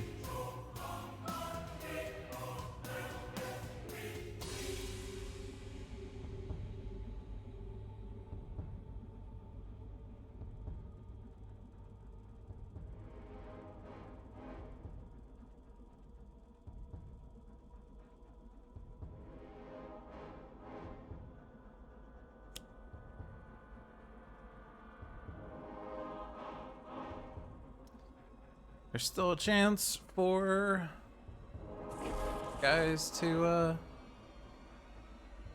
destroy the thingy.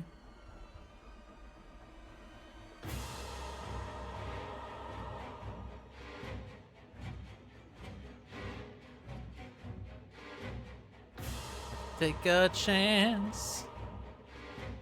If I can think about... Hey, it's a one-shot. Yay! Did it.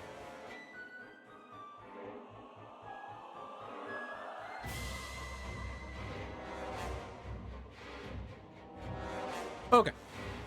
Letting Sun Raw, please.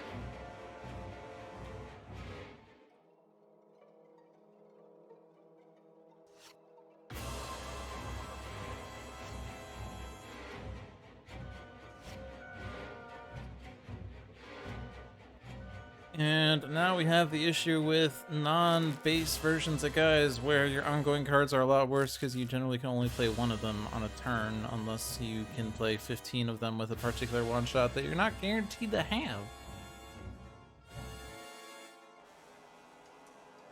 Like, in order to play multiple cards, sorry, it's not a one-shot. You have to utilize either Super Ultra Kobai or Selling Out, and that's it. All you can do to play multiple cards in one. I guess, like, there's an argument that this power could play multiple cards if you replace a variant that says play a card. But it's kind of a big limitation with guys, really. I don't want to hit Aeon Master. That's gonna play an Aeon Man, and you're gonna flip.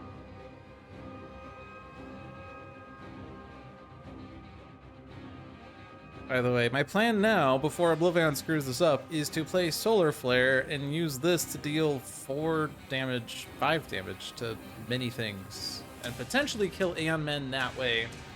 And if that doesn't flip the shield at that point, then I don't know what I can do.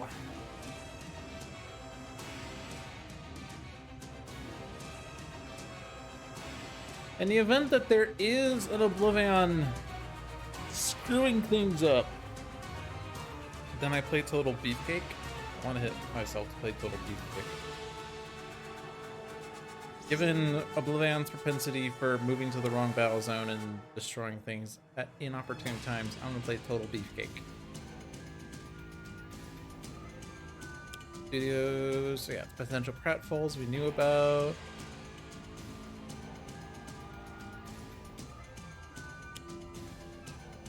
Damage.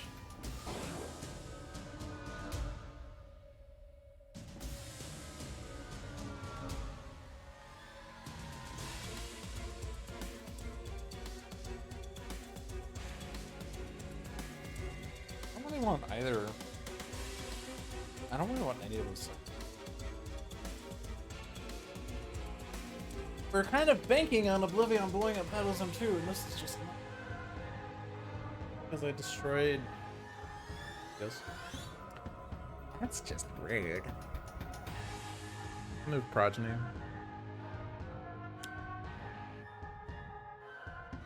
And Thrall cannot deal damage. Progeny did not interplay. You have 1 token now. You're dealing 1 damage. For each target in the play area with the most rewards.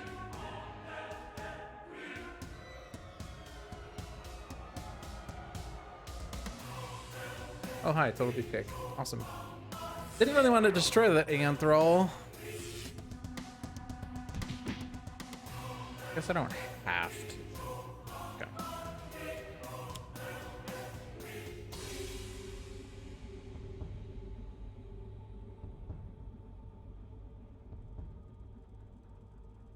Just thing I didn't really want to hit Chronoist. I guess I could hit Raw. I mean, like, that's not as... like... Raw's gonna hit himself, but 1 damage is fine.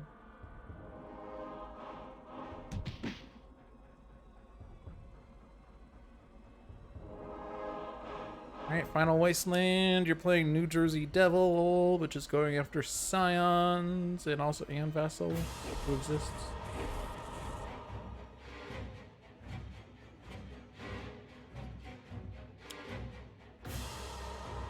Terrible Burden we knew about.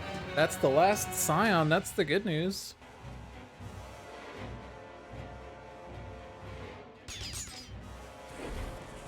If we do blow up Battlezone 2, it's pretty much guaranteed that most Scions will be dead by that.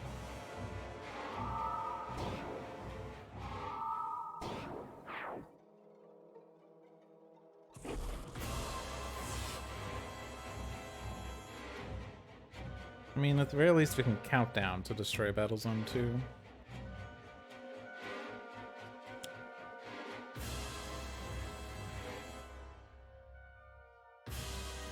And he changed battle zones on me, which is why I did total beefcake. I guess.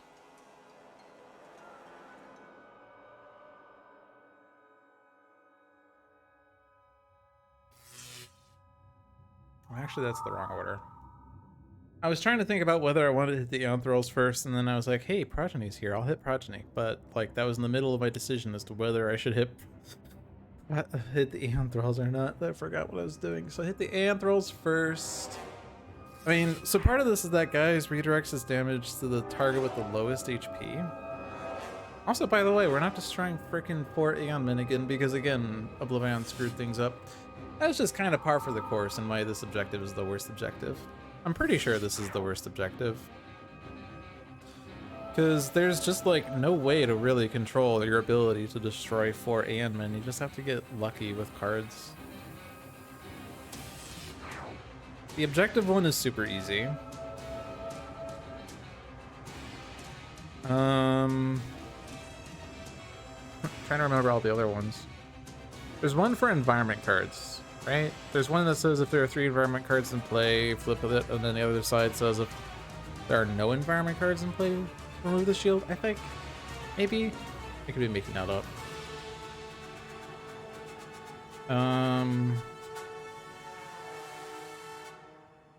There's one that on the flip side is to ink out all heroes. On the front side, I think it's deal damage to each hero. It's move along to the other battle zone and then deal each target damage, and if 4 heroes are dealt damage this way, flip the shield. And that one's probably the second easiest one, because you could accidentally flip it on turn 1.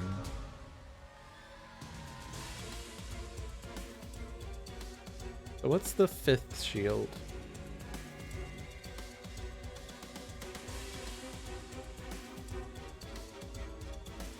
I don't remember.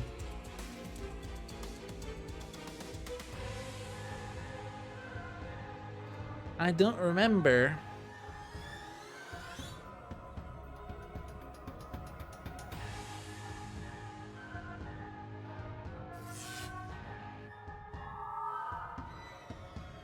Well, that was my contribution to the cause. Let's see if you play an Aeon Locust or something. You do!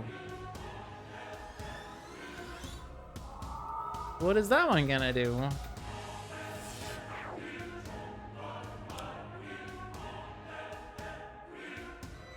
Okay.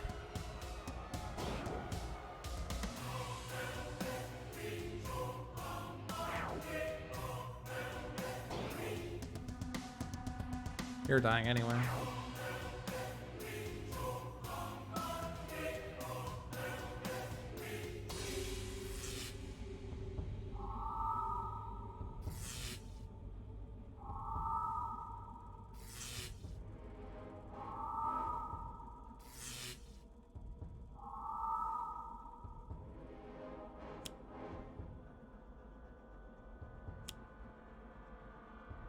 Of course you're playing Aeon Locusts in the battle zone that I want you to freaking blow up.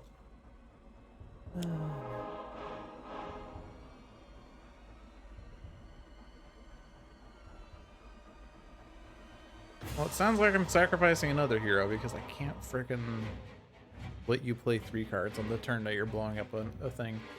We're gonna have 12 Devastation tokens, which blows up an environment, and the countdown, which blows up an environment. I think the countdown goes off first. Start of Oblivion's turn, move the countdown up by 1. If the countdown's at 0, blow up the environment. At the start of Oblivion's turn, there are 12 tokens, remove it. Yeah, so the countdown goes off first, and with the countdown, we choose which battle zone to blow up. The Devastation tokens do not, so basically one environment, or one battle zone is going to be wiped twice. That's definitely Battle Zone 2. That's definitely not going to be... Because actually, no, I don't need to kill the Aeon Locusts because Boar will kill them for me. Yeah. Yeah, okay. I leave everyone here. I don't need to sacrifice anyone. Whew.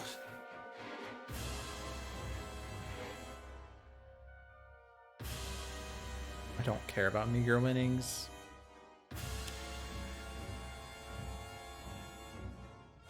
Hey. No way I can get that to work on Fnatic. Whatever, I don't care anymore.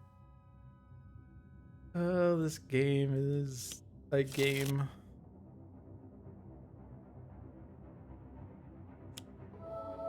This game is killing me.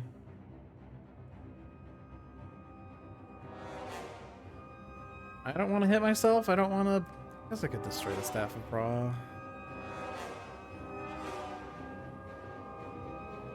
Thing is, like...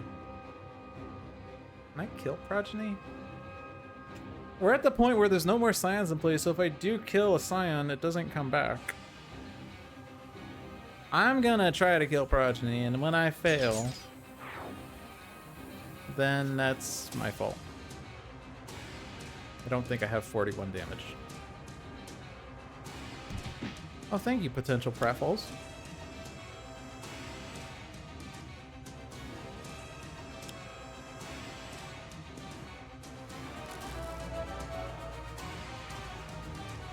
I regained hit points for some reason. I don't know why. Oh, this is why. Okay.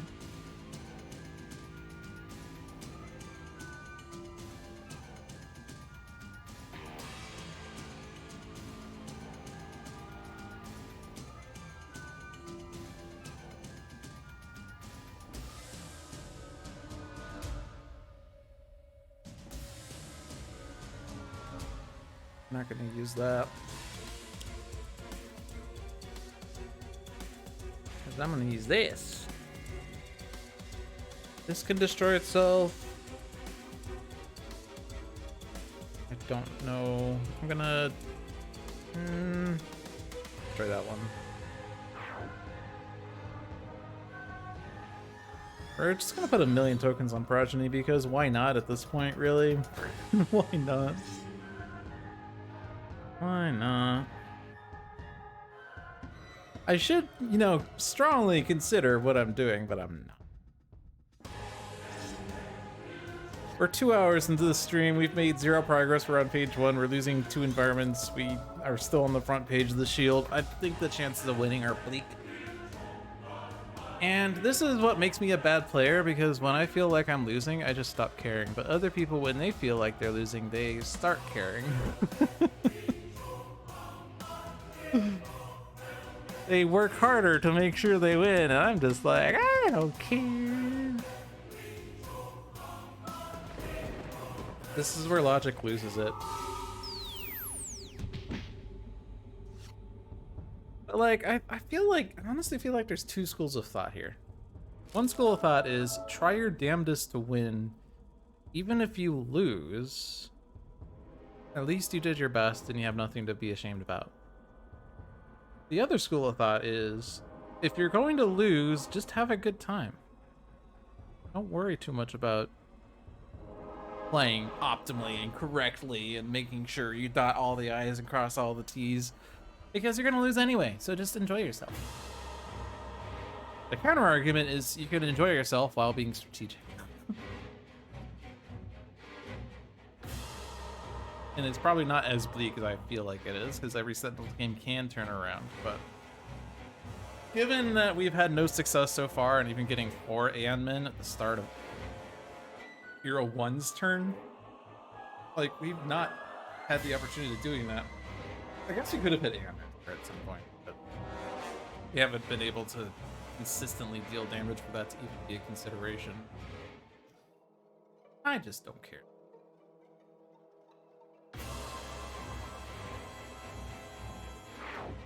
Sorry if that offends.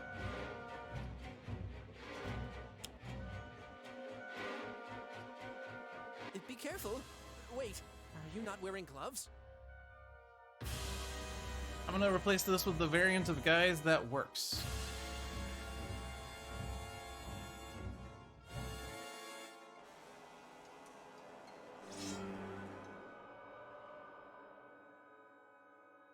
Self-juice. My own base power. Oh no, first.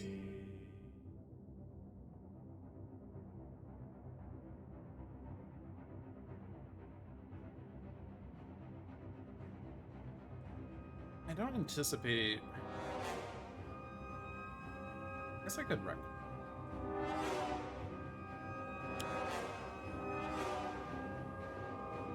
I think the check for this is passed though, but we'll get rid of that. And we'll draw a card. Hey, I drew Recon. Yay.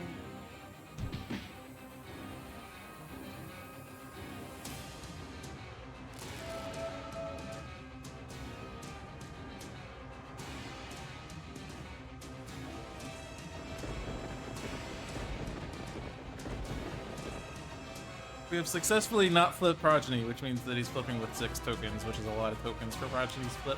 Oh well.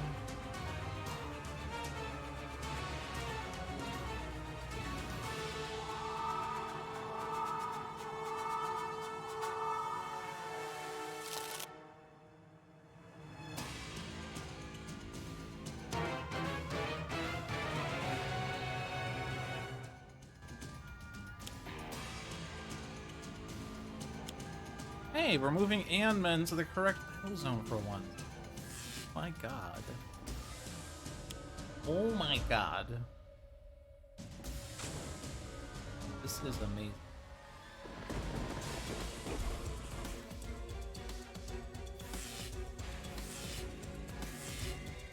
We have a chance! We have a chance!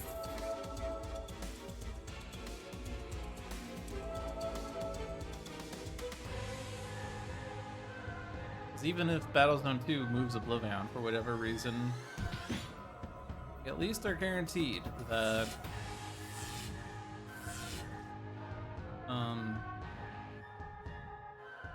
move him back with his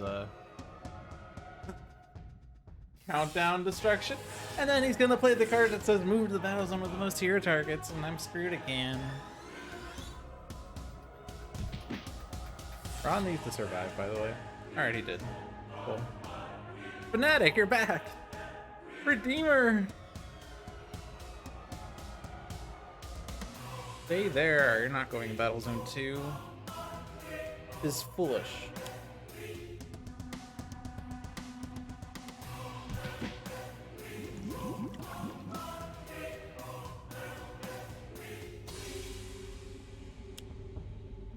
No damage was dealt that way. Damn it. Void Soul, you're supposed to die.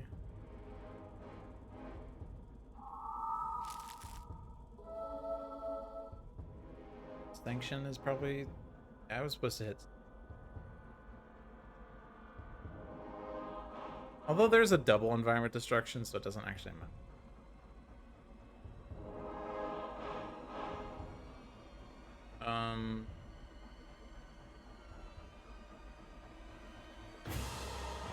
Matters. Get that extra token so that boar hits sanction harder or boss harder. I don't know. I don't know. I want to remove Final Wasteland from the game.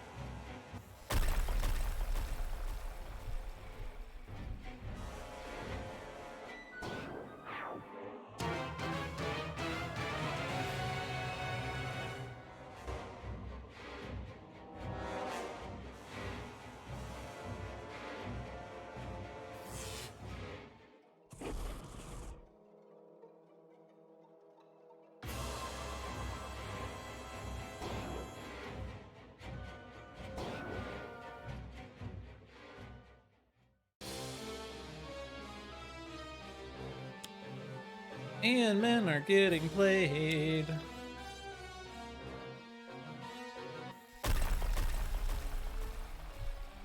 And now we have the last environment on the Tron 4.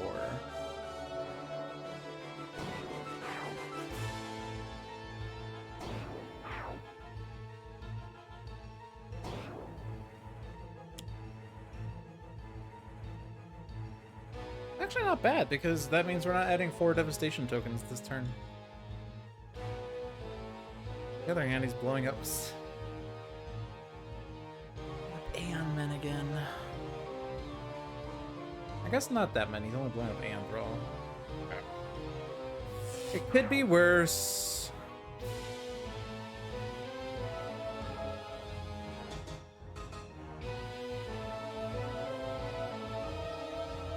However, I don't think Raw can actually kill things now because he has not enough hit points. Does he? He has another Staff of Raw, right? I guess that could have been an Aeon Man that enters play. It would be bad.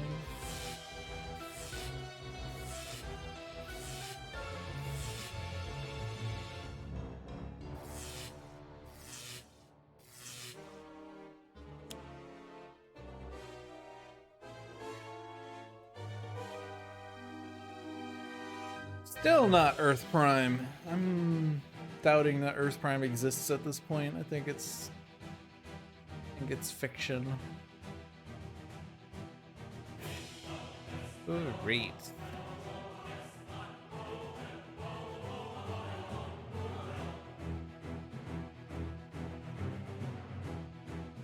The source of Poe's shield, interesting. This is why we're losing. We're down to no more environments. All the science are at play. We lose to anything. He's still immune to damage. This is terrible. I could put Staff of Rock in my trash into play. And then I don't have to play Staff. I don't have to play the Staff. I can play Inferno, and they don't have to use my base power. And I should kill enough Aeon Men, right?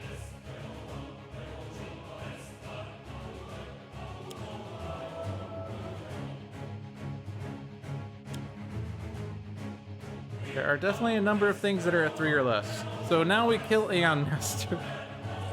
Somehow. I don't know how we're dealing 40 damage in one round because we just lost all of our setup again.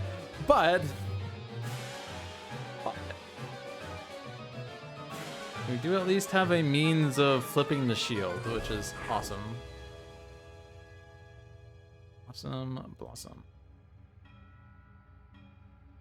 Of course, now I'm on the side where if I use a power, he plays an Aeon Man and moves the hero to the other battle zone. Not only do I have to kill Aeon Master, I have to also not use powers in this battle zone.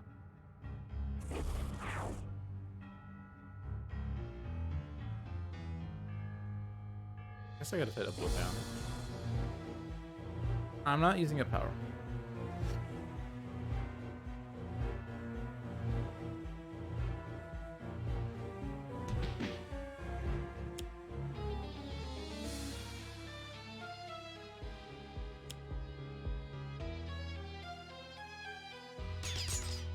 Ooh.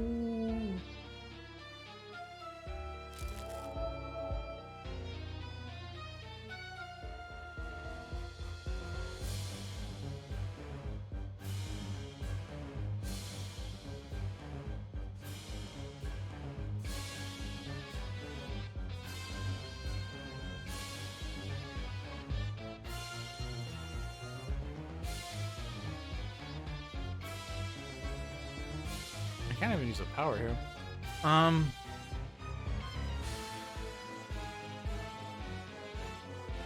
First, it doesn't do anything. It's gonna hurt me. I'll just regain this so I have it, and then you have it. Yay!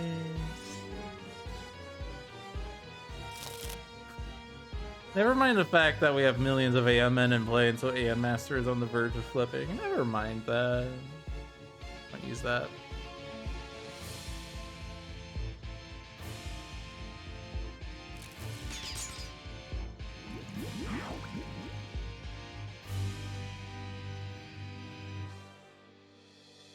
I don't think we're winning this. And that's okay. I've grown to accept my fate.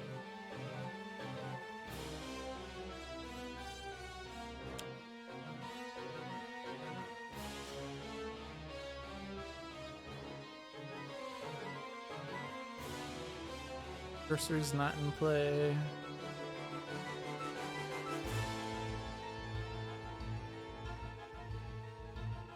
Wouldn't be a bad time for Wrathful Retribution, just saying. Just saying.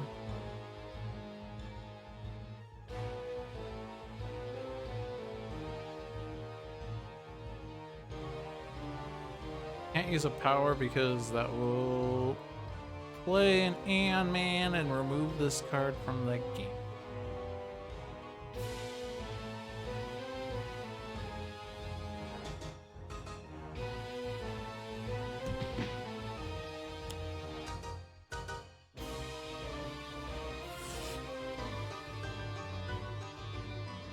Guys, you look so much better now.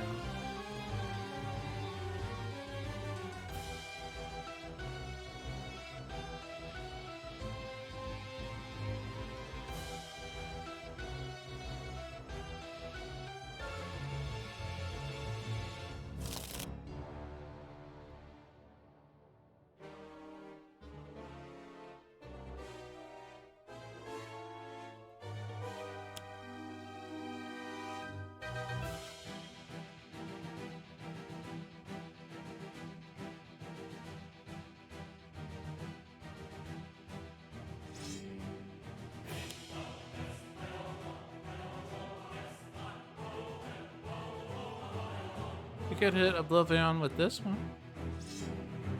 And hit Progeny with this one.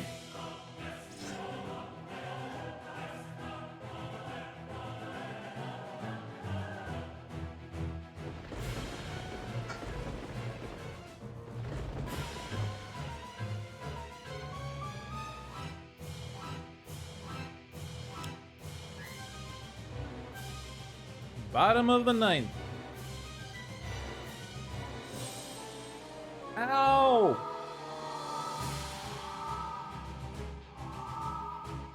Avenge me!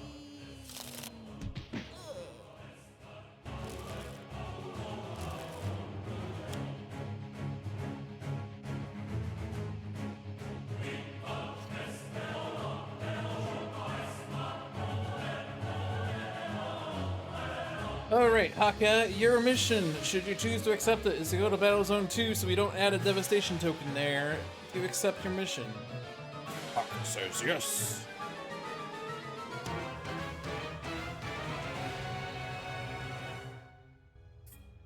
Aeon Master's pissed. That hero is not incapacitated. Yay! Yay!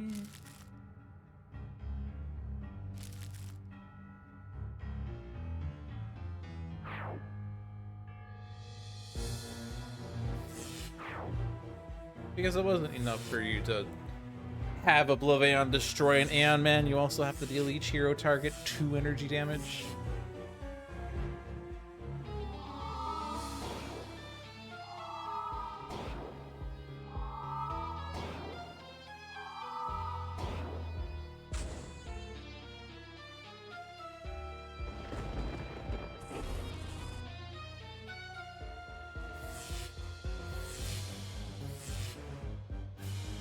Yeah, I'm pretty glad that I'm no longer thinking high level on this game because there's a lot of stuff here to wrap my mind around that I don't want to wrap my mind around. I'm perfectly fine not wrapping my mind around this.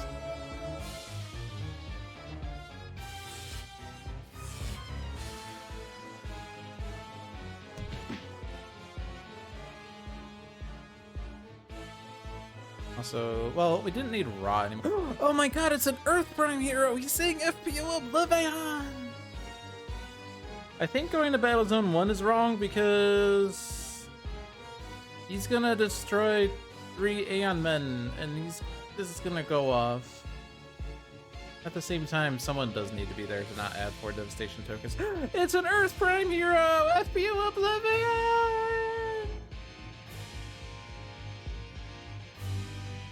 I guess also Argent Adept is there, but this guy can help us, right? And I don't care about overcharged systems.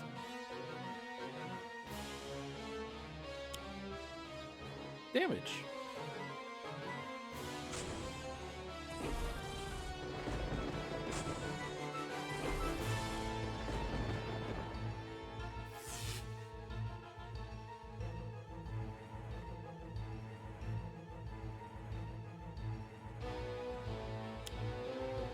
Oh good, move the countdown down by 1. We only have 2 turns to win the game before we frickin' die. Pseudo move to the wrong battle zone. That's okay. This guy makes sure we don't add 4 devastation tokens. And I don't care about the rest. Actually, I guess Neon Thrall's death matters. It kinda does.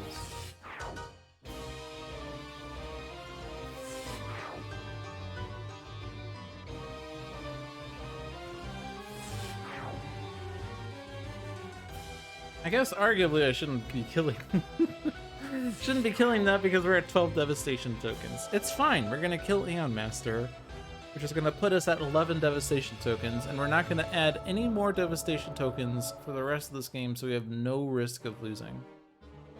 None whatsoever.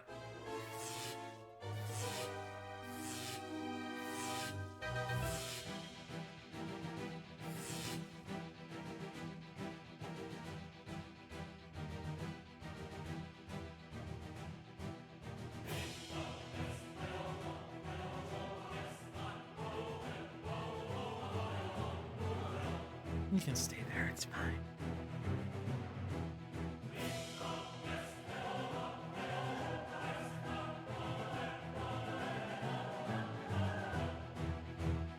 Is Mihor Legato better than anything? I think so. Presumably shapes, but I don't want to think about shapes right now. That's okay.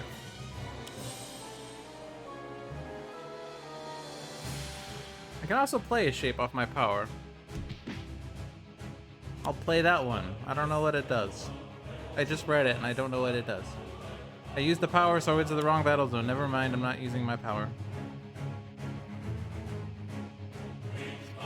Never mind.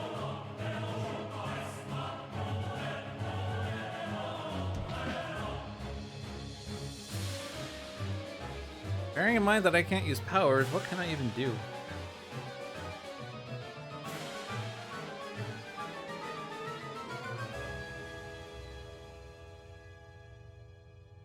Each target in that target's play area damage.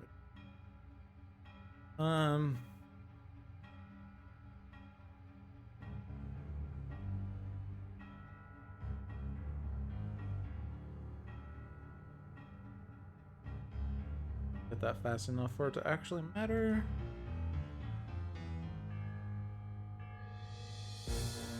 Those don't matter, do they? Player may play a card? Suppose I should have considered this in cap as well.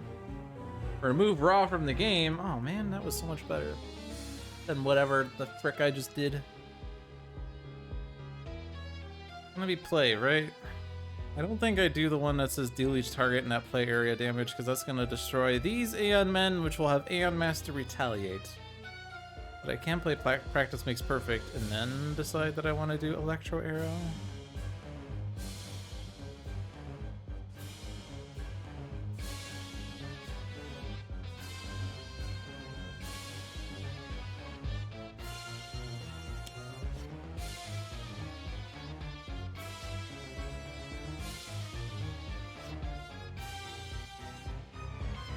Well, that doesn't say I may use a power.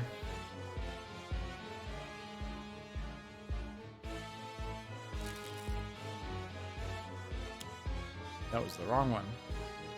Dang it. That was the one that said deal damage to each thing.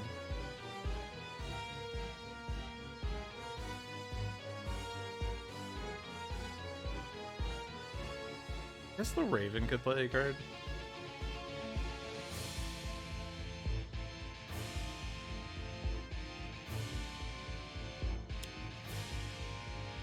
This requires me to be more familiar with heroes than I am.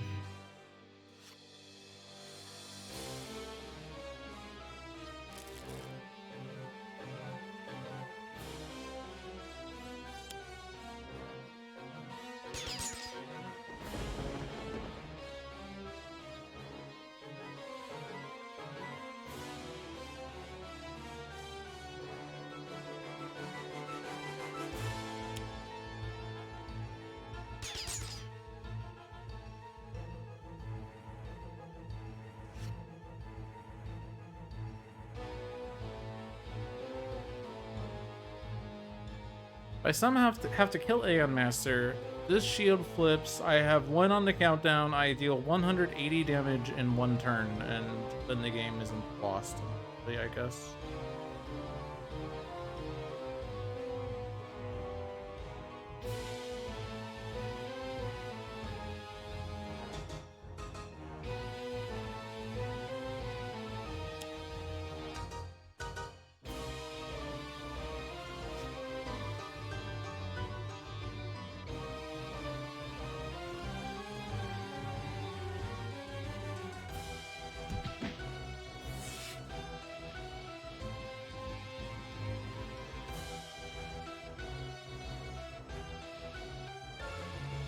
Those aren't rewards.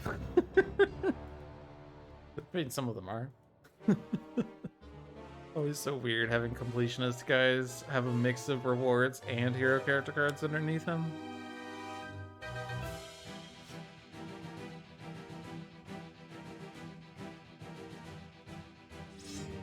Alright, all the Aeon Men are gone. Now we just need the Scions to not play Aeon Men, and we can remove the shield at last.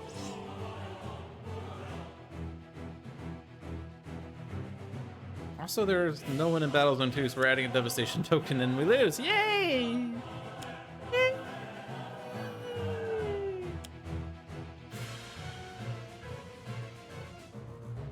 So we are playing the top card of each hero deck in turn order. If 4 hero one-shots are played this turn, blah blah blah blah blah.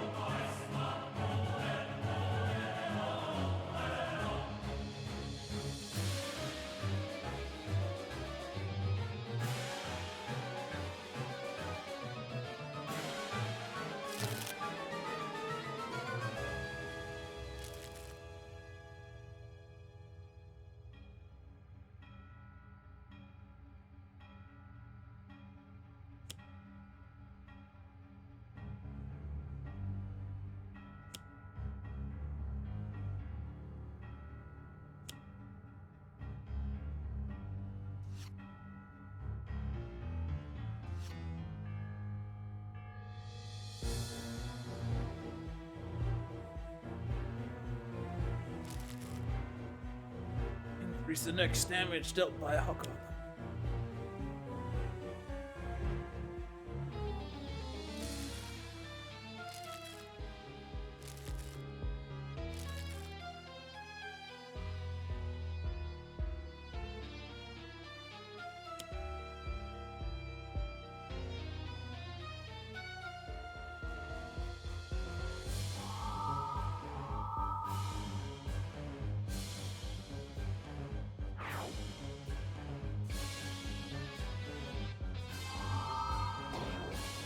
Chronoist, no!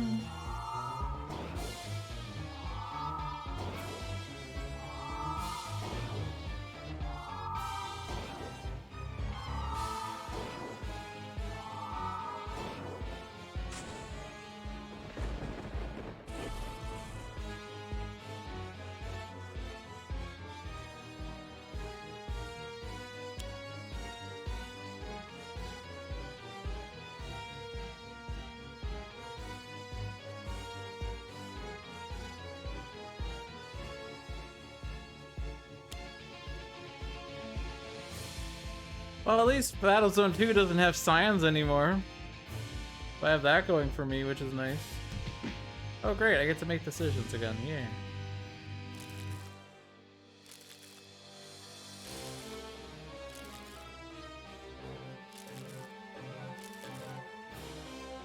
I'm just clicking cards because the game is lost. I suppose hypothetically I could have not lost the game, but how could I have killed Aeon Master and then also left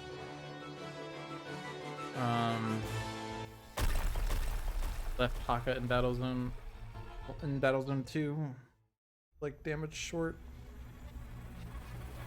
Yeah, that was brutal. Guys is missing, of course. Well, I have to say that was probably my worst game of Oblivion yet. We only just got rid of the shield right before the game lost. It's probably hard to notice because like we're too busy being distracted by the 12 devastation tokens, but we did remove the shield at the very end. But Oblivion was at 178 HP and we had 1 left on the countdown. There was no way we could deal 178 damage. I got through 7 scions. Probably 4 of them were removed by Oblivion though. So I don't know how good that is.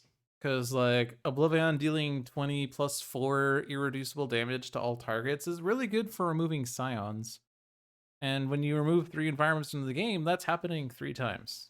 The last time was not plus 4, but it was still 20 irreducible damage. We did destroy Faultless ourselves. That was one that we did. And we did do a lot of focus on Aeon Master in the last 2 rounds. That was partially us. Nixius, I think we destroyed ourselves as well. I don't remember the others well enough to know if we did that ourselves or not. I know, like, Tyrion we did do a lot, but I think Oblivion did the damage on the front side. Focused a bit on the back side with the damage that we had. In any case, I don't know that, like, destroying scions is necessarily correct. We kind of got screwed, like, I mean, got screwed so many ways in that game because every time you were sort of slightly remotely possibly set up to think about the possibility of destroying 4 Aeon Men in 1 turn, Oblivion moved to our battle zone and destroyed them for us. So that was just shot. And he also the Scions also played a bunch of put the bottom card of the Scion reserve into this battle zone cards, which is really bad early on because like the way to deal with 4 Scions in a battle zone is to destroy the Scions, except on page 1, because when you destroy a Scion, it gets replaced. So it's kind of counterproductive to focus on Scions on page 1. It's counterproductive to focus on Scions in general, but like when Oblivion is immune to damage, sure, you could throw your damage on Scions if you want. The problem is that like you really should be making progress on the shield The problem is that we couldn't make progress in the shield because Oblivion kept screwing us up. But that's just the nature of Oblivion. I've had a lot of easy victories, so I'm not too upset with this kind of difficult game. I'll give this seed to John and he can fare better, or he could make this a one-shot. LOL. Let's see. Arc of Unreality. And heroes entering this battle zone add tokens to them, be dealt damage. Or sorry, add tokens to this card and be dealt damage. And the flip side is, if there are enough environment cards in play, remove this card from the game.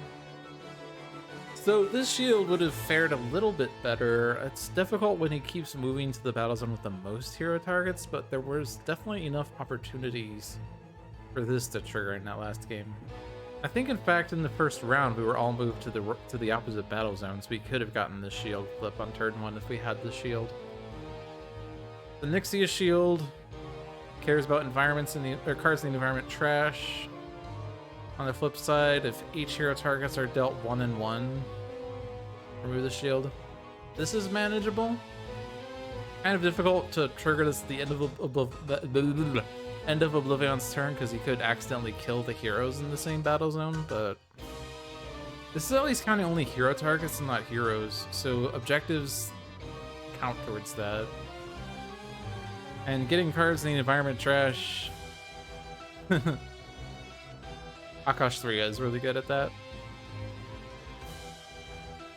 This one is also kind of brutal because Oblivion, like, each hero targets need to be dealt damage, but it has to be in the battle zone opposite of Oblivion, and he needs to not change battle zones. And I've definitely had issues with this.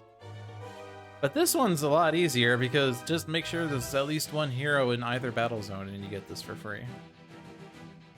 Objective flipping is generally what you're trying to do anyway. So, like, this is really easy to trigger. Dealing 5 damage to Oblivion with a -2 can be difficult, but the existence of irreducible damage basically makes this negligible. And you can definitely control when this happens. And then this god-awful one that we had.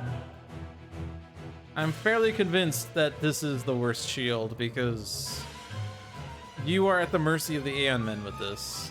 This one is completely under your control, and you can definitely, like, even control when you want to move to page 2. Here, you're a little at mercy of Oblivion, but it's mitigated by the fact that, like, you could have multiple hero targets in one battle zone.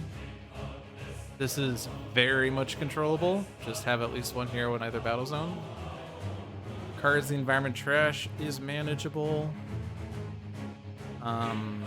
Hero targets, again, you can mitigate with objectives.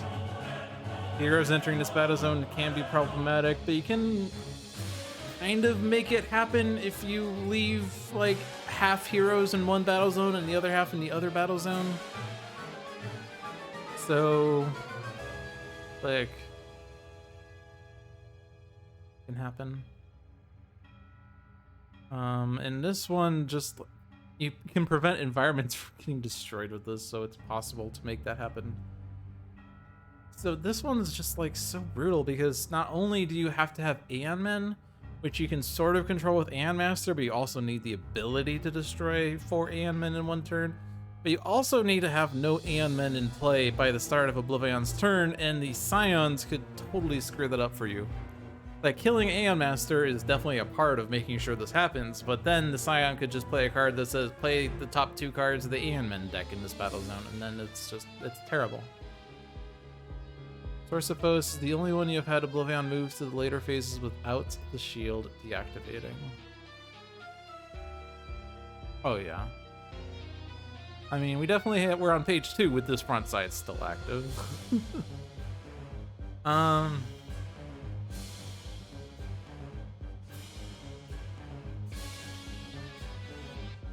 Yeah. I think I was talking about...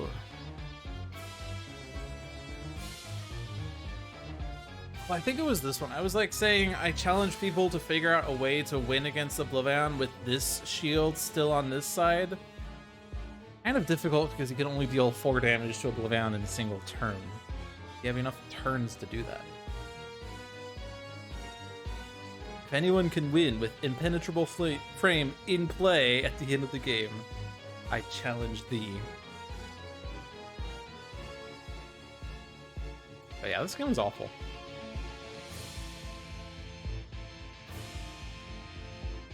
Is there a way to disable Sorceress? Can I not have Sorceress? Can I just like retcon Sorceress' existence? The answer is no, because you either have a random shield or you select the shield. What we could do, because this is like in play at the start of the game, is I could just have random number generator on the other 4 shields. But that feels cheaty. I like random in general. It's just this one was terrible. Terrible, I say. Was this the order that it was for this game? No. It was not. Alright. Well, I'm definitely done this week. Thank you all for watching. I hope you enjoyed your stay. This is Logic Dolphin here for Dolphin's Dive every Thursday at 7 p.m. Check out the other streams we have on this channel. Every Friday at 4 p.m. is Luck of the Seamus with Seamus the Hug Monster. Every Saturday at 1 p.m. is Spirit Island Saturdays with usually myself and usually Seamus. Every Tuesday at 7 p.m. is Handelabra Live with usually John. Handelabra products include Sentinels of the Multiverse, Bottom of the Ninth, One Deck Dungeon, Aeon's End, and Spirit Island. They're all available on Steam, iOS, and Android devices. One Deck Dungeon is also available on Switch, and Sentinels of Earth Prime is in active development. Unfortunately, we couldn't really demo Earth Prime content today because the randomness prevented me. Only in the last round did we have Earth Prime heroes, and that was when it was already too late. Follow us at twitch.tv/Handelabra Games to see the live streams. Follow me at twitch.tv/LogicDolphin. I have not been streaming too much lately, and that's probably not going to change because of how busy I've been in my personal life. But I'm still here for you guys here on Handelabra Games, so you can enjoy me here. But that will do it for this week. Thank you all. Have a good night. Peace.